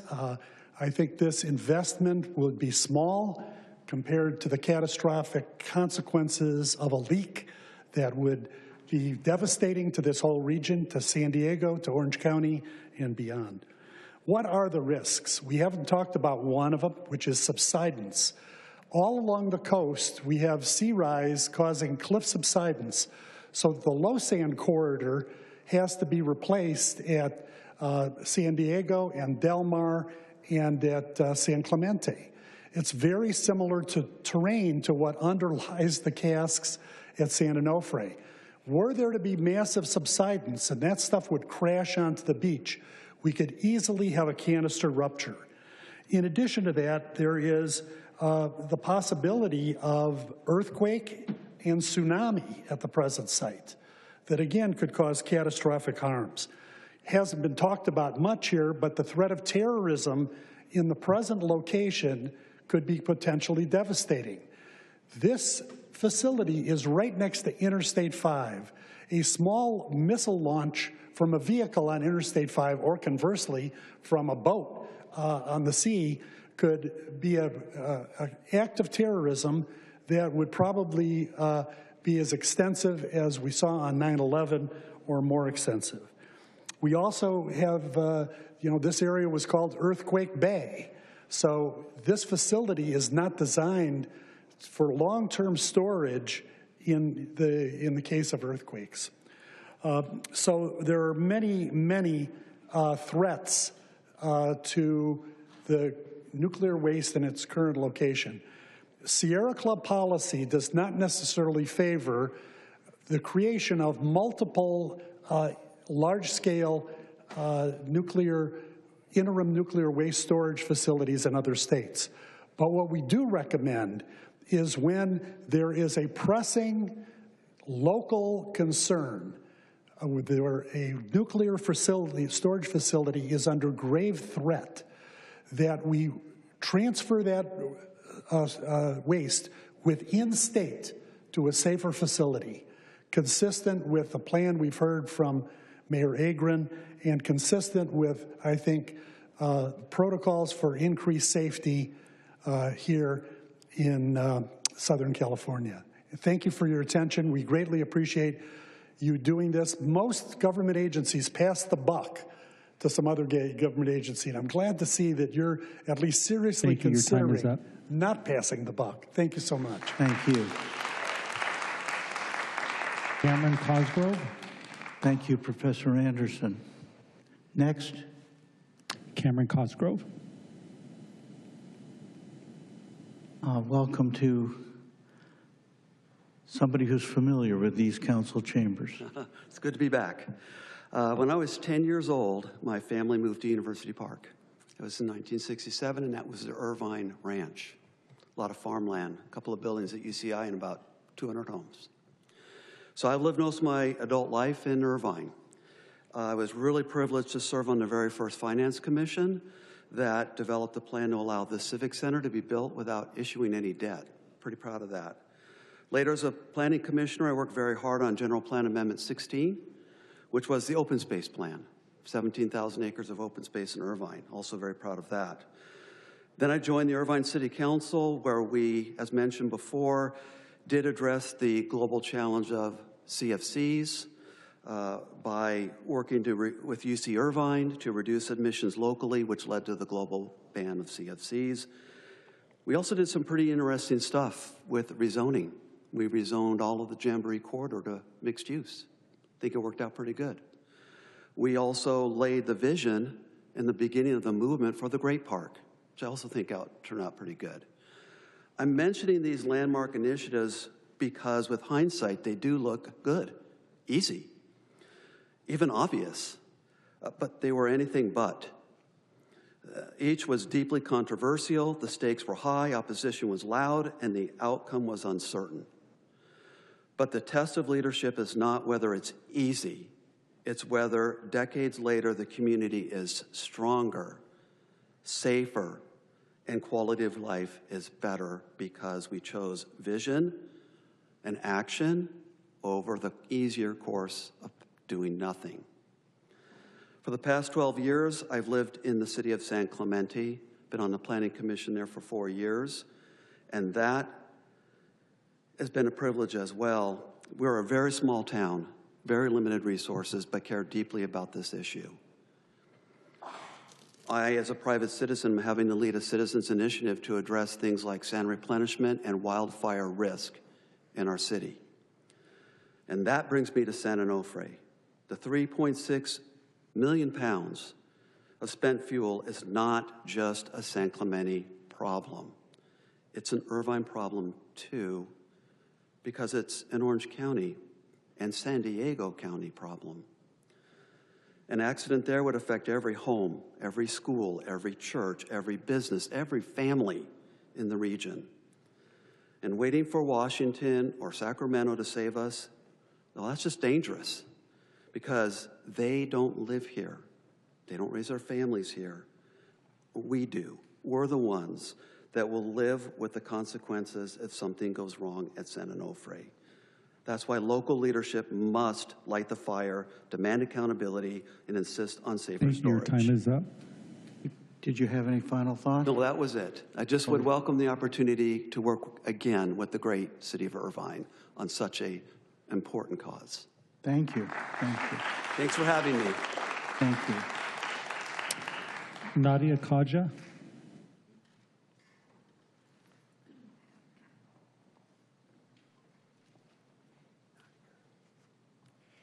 Good afternoon, Mayor Agran and members of the council. My name is Nadia Kaja, and I serve as the program director for the Samuel Lawrence Foundation, a nonprofit in San Diego committed to advocating for the safe removal of the highly radioactive waste off of our coastline. Excuse me, would you just pull the microphone down a little bit? There you go. Is that better? That's Sorry. great, thanks. SLF helps support San Onofre's decommissioning and has spent the last 13 years advocating and informing our community through international panels, symposiums, and coalition building. I am 25 years old, and I want to speak to you today not as someone with any science background, but as someone whose generation will inherit the consequences of inaction. For the last decade, this issue has been discussed in reports and task forces, but most of my generation has no idea that there's 3.6 million pounds of highly radioactive waste right in our backyard in temporary canisters that were never designed for the million years that this material remains deadly.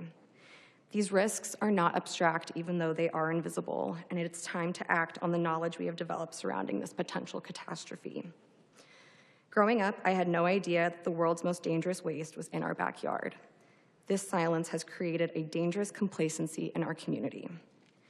I want to thank Irvine City Council for taking responsibility and being a leader for the good of our public health. This is about refusing to pass the burden of political and corporate gridlock onto future generations. Supporting the commissioning of a plan for the safer storage of the spent radioactive nuclear waste at Songs is taking the first step towards actual solutions. I am probably on the younger end of folks involved in the fight to get the waste off the beach, but I will not be the last to stand in front of you.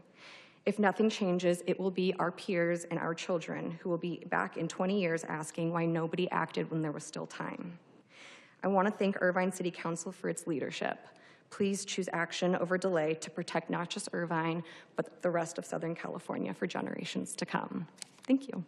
Thank you very much. Colton Rovan.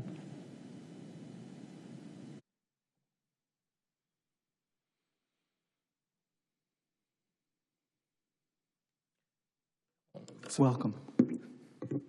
Hello, and thank you to the Irvine City Council for inviting me to join you today. My name is Colton Rowan, and I'm here on behalf of Congressman Levin, who is currently in D.C.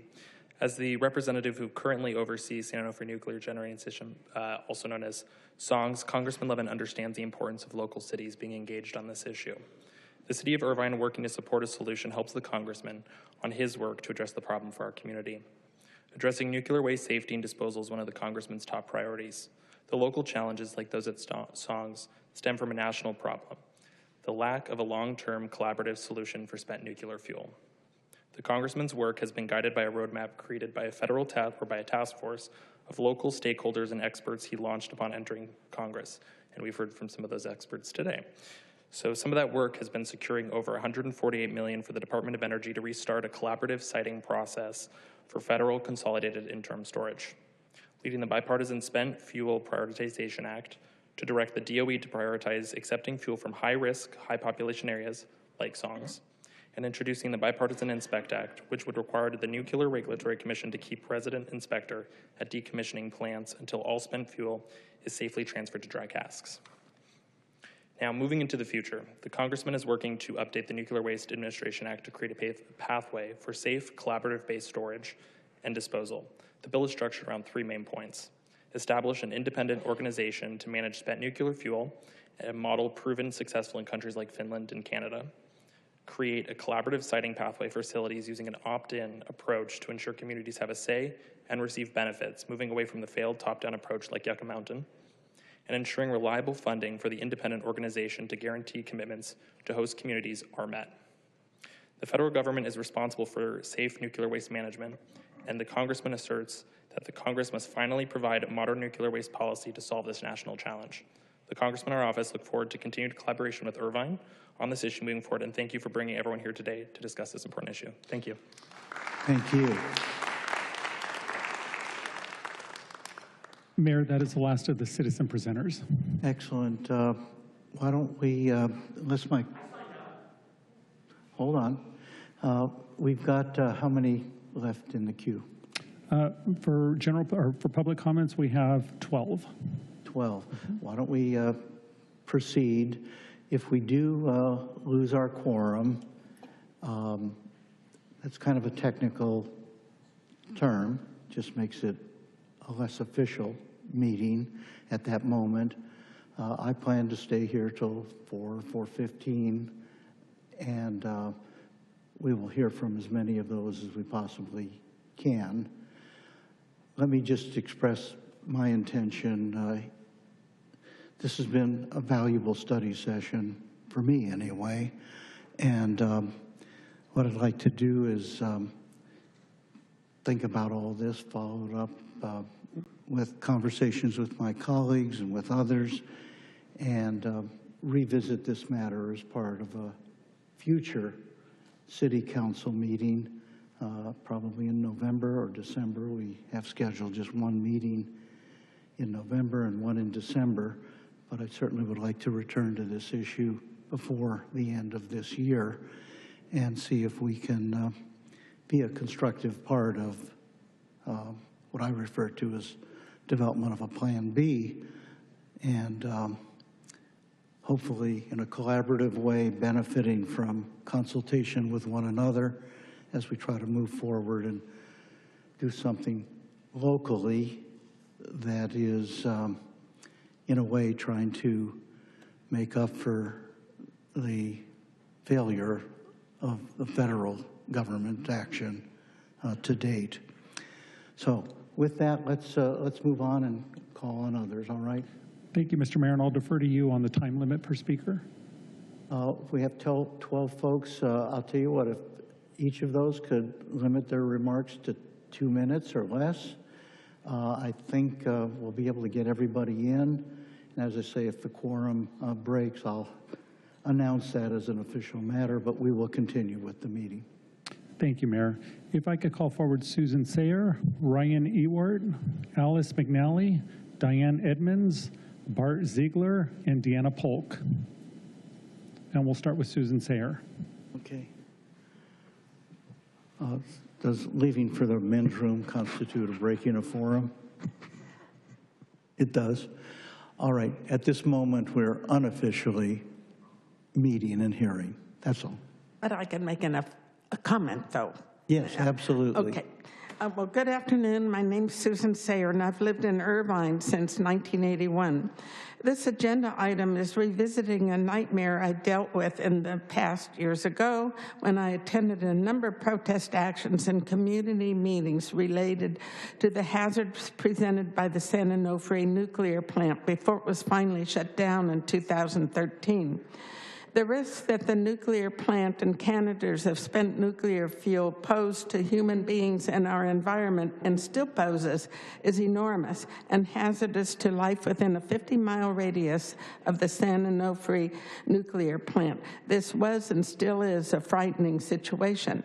During the meetings, it was revealed that in the interest of public and environmental safety, it's absolutely essential that the canisters of spent fuel be removed to safe locations.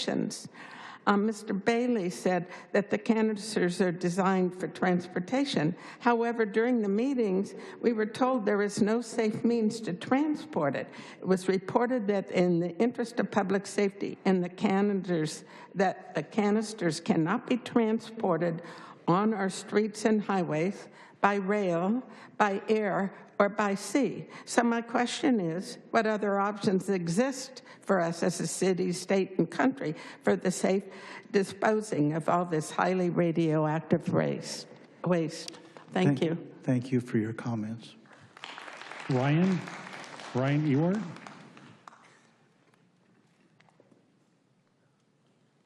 Welcome. Thank you. Good afternoon, Mayor and the members of the council. Thank you for the opportunity to speak. My name is Ryan. I'm here on behalf of Spent Fuel Solutions, a coalition whose sole purpose is to advocate for the federal government to provide an off-site storage and disposal facilities for spent nuclear fuel. As you may know, Spent Fuel Solutions has secured resolutions of support from 10 city councils in Orange and San Diego counties. The Orange and San Diego County Boards of Supervisors passed similar resolutions approving participation in the coalition, as Supervisor Katrina Foley and Supervisor Desmond both serve as co-chairs.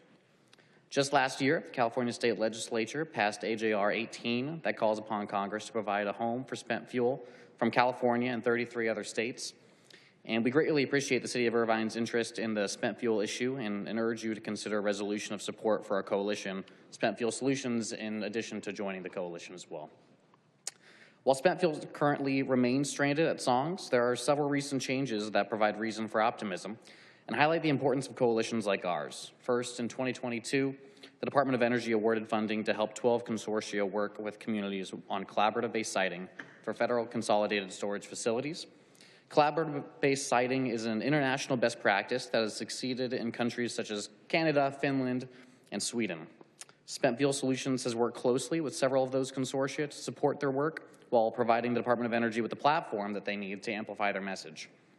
The Department of Energy expects to move into the second phase of collaborative-based siting process, which is known as an expression of interest, as mentioned previously, in late 2025 or early 2026. Our work also includes advocacy to advance legislation that would enable the removal of spent fuel at SONGS and other sites. In fact, last September, Rep. Mike Levin introduced the Nuclear Waste Administration Act, and our coalition co-chairs were both quoted in the announcement of the news release. While we look forward to continued progress on the legislative side, at the same time, the costs of inaction have continued to grow. Nuclear utility ratepayers have now paid more than $52 billion. No, just finish your I appreciate it. Thank you. Nuclear utility ratepayers have now paid more than $52 billion, including interest income, for the development of a deep geologic repository. And these costs are not sustainable to create an additional urgency for Irvine and other cities to support our advocacy work.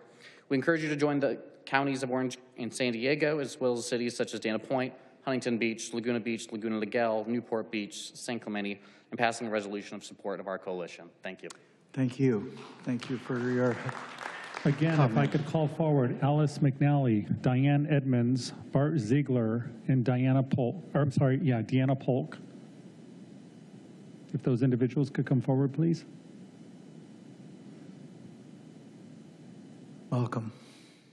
Good afternoon. Alice McNally, Del Mar. I am here to speak in support of Mayor Agrant's plan. We can't fight Mother Nature. The sooner we work together with SCE to identify a consolidated interim storage site on higher ground, say at Camp Pendleton or Chocolate Mountain, is the sooner we can get the DOE or the military to move the waste. We can't wait till 2040. And thank you for taking the lead. Thank you for your comment. If I could call forward Don Geller, Harvey Liss, Bruce Campbell, Gary Hedrick, Joe Moras, and Jamie Torres. Is that the complete list? The in-person speakers, yes. There's No one on additional Zoom. beyond that, okay. Go right ahead. My name is Diane Edmonds. I'm a professional surf photographer, and I have lived in Orange County for over 60 years. I first became aware of the radioactive waste buried at San Onofre when I was asked to capture photos of big waves crashing against the seawalls at Songs. When I climbed up the hill and saw the location of the highly dangerous canisters 108 feet from breaking waves, I was horrified. Knowing how many surfers are in those waves every day led me to become involved in raising awareness of the potential dangers and put my efforts towards getting this waste moved to a safer location. The spent fuel waste must be moved away from the ocean as soon as possible. It could not have been placed in a worse position on a hugely popular surfing beach next to the vital Interstate 5 freeway and Camp Pendleton, with over 9 million people living nearby. The risks of leaving it where it is are just too great. At a 2024 California Coastal Commission meeting, several of us here today made public comments about San Onofre, and the commissioners addressed our comments and concerns. Commissioner Ann Nothoff stated on the record, "The San Onofre waste issue is very concerning to me, and I would like to have an update on where we are on that. Where is the Commission's ability to move this away from the shore? We all know the sea is creeping in. It has never been a good place for it." Those are the words of the California Coastal Commission. We are hopeful that your efforts here today will lead to a resolution to this extremely dangerous situation. Thank you. Thank you. Don Geller. Welcome, Mr. Geller. Hi, good afternoon, Mayor, City Council members who are here. I am the chair of the Irvine Finance Commission, but I'm just speaking for myself right now. This has not come up to the Finance Commission. I believe that we should conduct an independent study for a possible interim site to store the nuclear waste, but this has to be a real study done by real experts in the field. So I have some practical measures for the city manager and staff to go ahead and see how this would be done. First, we need to identify exactly what should be included in this study. Second, we need to identify and assign who should perform this study. The third item is how much needs to be spent on this study. Is it going to be $100,000 or could it be $1 million? It's an important factor. Finally, number 4, who should pay for this study? We have our friends at SCE right behind me. They seem to have an opinion on what needs to be done. Perhaps they should pay for the study. Otherwise, county, state, or federal. We've heard from all of them today, and we could ask for some money for that. We can ask dozens of the affected cities to share the cost, perhaps a sliding scale depending on the population size. So let's ask our staff to put together the scope of the study, an estimate for the funds necessary, and then explore possible sources of funding. This is not just Irvine's problem. I have no problem with Irvine taking the lead on this to come up with a solution to this critical problem, but we shouldn't carry the financial burden by ourselves. Thank you. Thank you. Harvey Liss. Welcome. Thank you. I'm Harvey Liss, a resident of Irvine since 1976. And I'm gratified that once again, Irvine is going to be a leader in saving the planet, or at least saving our local civilization, by pushing this issue since 36 years ago when Irvine banned the production and use of CFCs.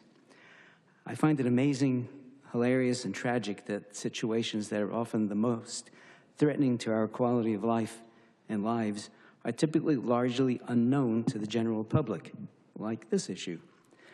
I also find it inappropriate to call this bad stuff spent nuclear fuel because that sounds totally innocuous. It should really be called highly radioactive and more dangerous than the original nuclear fuel because of its change of the nucleotides that are present, the result of its use in a nuclear power plant. But that's a very long title to use, so I don't know what to call it. It's obvious that to make progress on this issue is going to require the support of the entire Southern California community. And I'm happy that this was perhaps the first stage of engaging the residents of other Southern California cities. And hopefully we'll have similar meetings at other Southern California cities, city councils. Thank you very much. Thank you. Bruce Campbell. Welcome. Good afternoon, I'm Bruce Campbell. I'm surprised that the two main things going on with the San Onofre nuclear facility this century have not even been addressed. Remember the SCE fellow who mentioned what thick-walled canisters they have? Anyway, the NRC gives nuclear power operators, utilities, the choice between a half-inch thick Holtec canisters or 3/5 of an inch thick Holtec canisters. In Europe, Ariba makes casks with 17 to 19 inches. Would you rather have something that could kill you? Would you rather have this much between you and the real hot waste, or would you rather have this much? Basically, they promised us thick casks and delivered thin canisters. Also, they failed to mention that the canisters are vented. They said they weld it shut and all, but because it's so, the other main issue this century is in the year 2000, all U.S. nuclear power facilities switched over to high burnup fuel. Some believe that high burnup fuel can't be moved more than, high burnup fuel, some think they can't move it at all safely until 2050, and some think they can't move it at all safely until 2100. And also the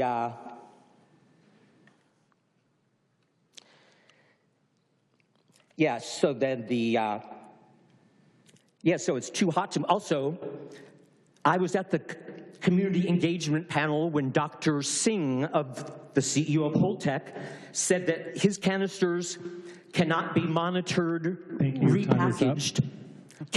Just finish your thought. Holtec CEO said his packages, which are the canisters you're talking about, cannot be inspected, repackaged, or transported, yet these are the very canisters they plan to transport to Holtec's proposed consolidated interim facility. By the way, both consolidated interim facilities are in southeast New Mexico, southwest Texas, over the Ogallala Aquifer. Also, the Permian Basin is also over the Ogallala Aquifer. Camp Pendleton is sort of a dumb place if you like fire. Anyway, if you like fires, Camp Pendleton's the spot. Anyway, thank you, sir. Appreciate it. This forum has had disinformation. Get your real facts together. Thank you. Thank you for your comments. Welcome. Good afternoon. My name's Gary Hedrick. I'm a co-founder of San Clemente Green and a member of the task force for Mike Levin. I want to thank the mayor and the council for building your vision to challenge the nuclear waste issue at San Onofre. It's a bold move, and I hope you'll take it seriously and help us make progress. For those not familiar with this issue, there's a new full-length documentary called SOS, the San Onofre Syndrome. My wife, Lori, and I, along with other concerned citizens, were featured in as a film crew followed our work over many years. It's available online for free, and it provides important insights into the 15-year journey that brought us to this moment. I encourage anyone who wants a deeper understanding to watch it. This is not just a plan B, this is the people's plan. A chance to work together with SCE, Irvine, San Clemente, and other cities to pursue a safer path forward. I believe today can mark the beginning of a new era. This issue should not be polarizing, whether one is pro-nuclear or anti-nuclear. The waste is here, and we must all deal with it responsibly. But this is also a race against time. The waste is stored in thin-walled canisters, never designed for long-term use. Without a coordinated and efficient approach, we risk running out of time before containment fails, not only at San Onofre, but at 70 other sites across the nation. That's why cooperation, transparency, and trust with Edison and with each other are essential. If we build those things starting today, we can protect our communities, avoid unnecessary conflict, and create a safer future for generations to come. And on that, I pledge to work with anyone that can help solve this problem. Thank you. Thank you very much. Joe Moras. Thank you for your comments and welcome. Thank you, Mr. Mayor, for this opportunity to address you. My name is Joe Moras, and I'm the lead engineer of a volunteer organization called SafeCast. We formed in Japan in 2011 to address the shortcomings in response by the Japanese government to the radiological situation from Fukushima. What started as a local effort has now grown to be global, and we're monitoring radiological levels around the globe on an ongoing and constant basis. Personally, I've deployed 9 sensors around the San Onofre facility, 3 of which are still operating. And I want to address the issue of independent monitoring. The system that SCE has deployed reports its data mainly to the California Department of Public Health, which then sits on the data for up to 90 days before making it public. This is not what I consider real-time information about the radiological conditions around the plant. In contrast, my system measures every 15 minutes and publishes the data online every hour. Another way to illustrate the difference between our systems, in July of 2024, my sensors detected a 4-fold increase in radiation that lasted for about 8 hours. I reported this at the Community Engagement Panel meeting in September and never really got we did get an answer from Edison about what caused the radiation, and it was plausible but not verifiable. They said it was a contractor doing diagnostic testing on a high voltage circuit breaker using a radioactive source to image inside the equipment, but they never provided any information about the duration of the intensity of the source or who was operating it. So whether the fuel stays at the SVC or moves somewhere else, I want to emphasize the requirement, or what I consider a requirement, to have independent monitoring fully available to the public on a minute-by-minute basis, so that not because we expect an accident or we expect a release, but in order to provide assurance that that condition is met. Thank you. Thank you very much. Jane Torres. Incidentally, will you leave the information about your online site and so forth? Thank you. Jane, you have 90 seconds. Hi, my name is Jane Torres, and I live in Encinitas. While listening today, I was left with a few questions, and I felt it important to share. Why are only 2 canisters checked, I believe it was said annually, to verify the integrity versus checking all of them? My understanding about trace amounts of radiation can cause risks to communities. I would like to know the process of knowing when it is time for those canisters to be replaced, and how to know if they are damaged. What redundancies are there to prevent any radiation from escaping the facility? And what is the process of replacing these canisters? Thank you for allowing your time and allowing me to sign up to speak mid-session. Thank you. Thank you for your comments. Our last speaker is H. Williams. You may unmute your mic. Thank you. Can you hear me okay? We can hear you. All right. Good afternoon. Thanks for hanging in there, everybody. My name is Hoken Williams. I'm the Deputy Director of Committee to Bridge the Gap, an environmental watchdog that helped expose the extensive damage to the steam generators that led to the 2013 closure of the San Onofre power plant. Since then, we've stayed engaged on the question of what to do with the plant's waste, as the risk to human and environmental health is not over when a nuclear plant shuts down. Far from it. The spent nuclear fuel that sits in such a vulnerable location at San Onofre will remain deadly for 500,000 years. This is longer than the human species has existed, a toxic burden to countless future generations. Whether anything having to do with the creation of such waste could be called responsible is an open question. Nonetheless, doing our best to responsibly manage San Onofre's radioactive waste is an ethical obligation and a daunting challenge. Today's study session is a significant step toward addressing that challenge. Council members, I thank you for your willingness to look the problem in the face. Dangerous radioactive waste sits vulnerable on the beach near Irvine. The federal government won't make good on its promise to take the waste for many decades, and that's the optimistic timeline. Meanwhile, the risk of a damaging radioactive release goes up each year. We are not powerless in this situation. We can take stock of our local options for better securing the waste while it is here, for instance, on higher ground at Camp Pendleton. Council members, I applaud your courage to see what is in your power to do. Our descendants, our children's children's children, may yet look back on what we're doing now with a sense of relief and gratitude. Thank you. Thank you. And that is all, Mayor. Well, I want to thank everybody for their comments. I want to turn to my colleagues and thank them also for remaining here at the dais a little beyond when we had intended. With that, I'll be happy to recognize Councilmember Carroll and others if they wish to speak as well. Thank you, Mayor. First, I just want to just begin by thanking you for bringing this forward. Appreciate this and the opportunity for us and our colleagues to consider this matter. And I want to thank everyone on behalf of the City Council as well in this room.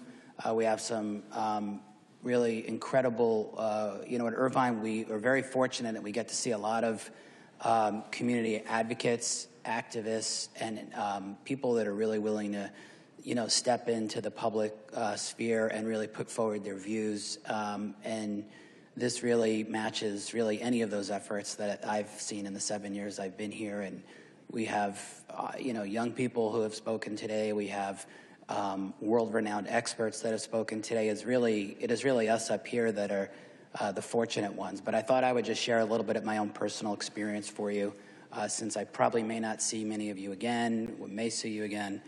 And maybe this could be offer some help, and I'd be happy to be up here after if anyone's interested in speaking with me. But here's the testimony that I would give. My name is Mike Carroll. I'm a city council member, but I'm also an author of a book called Lab 257.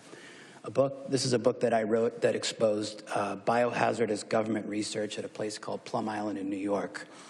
Working with community advocates, local people such as yourself and people all the way up to then Senator Hillary Clinton, I helped, and my book helped to bring attention to a biological time bomb in our backyard, and eventually we saw this laboratory shut down.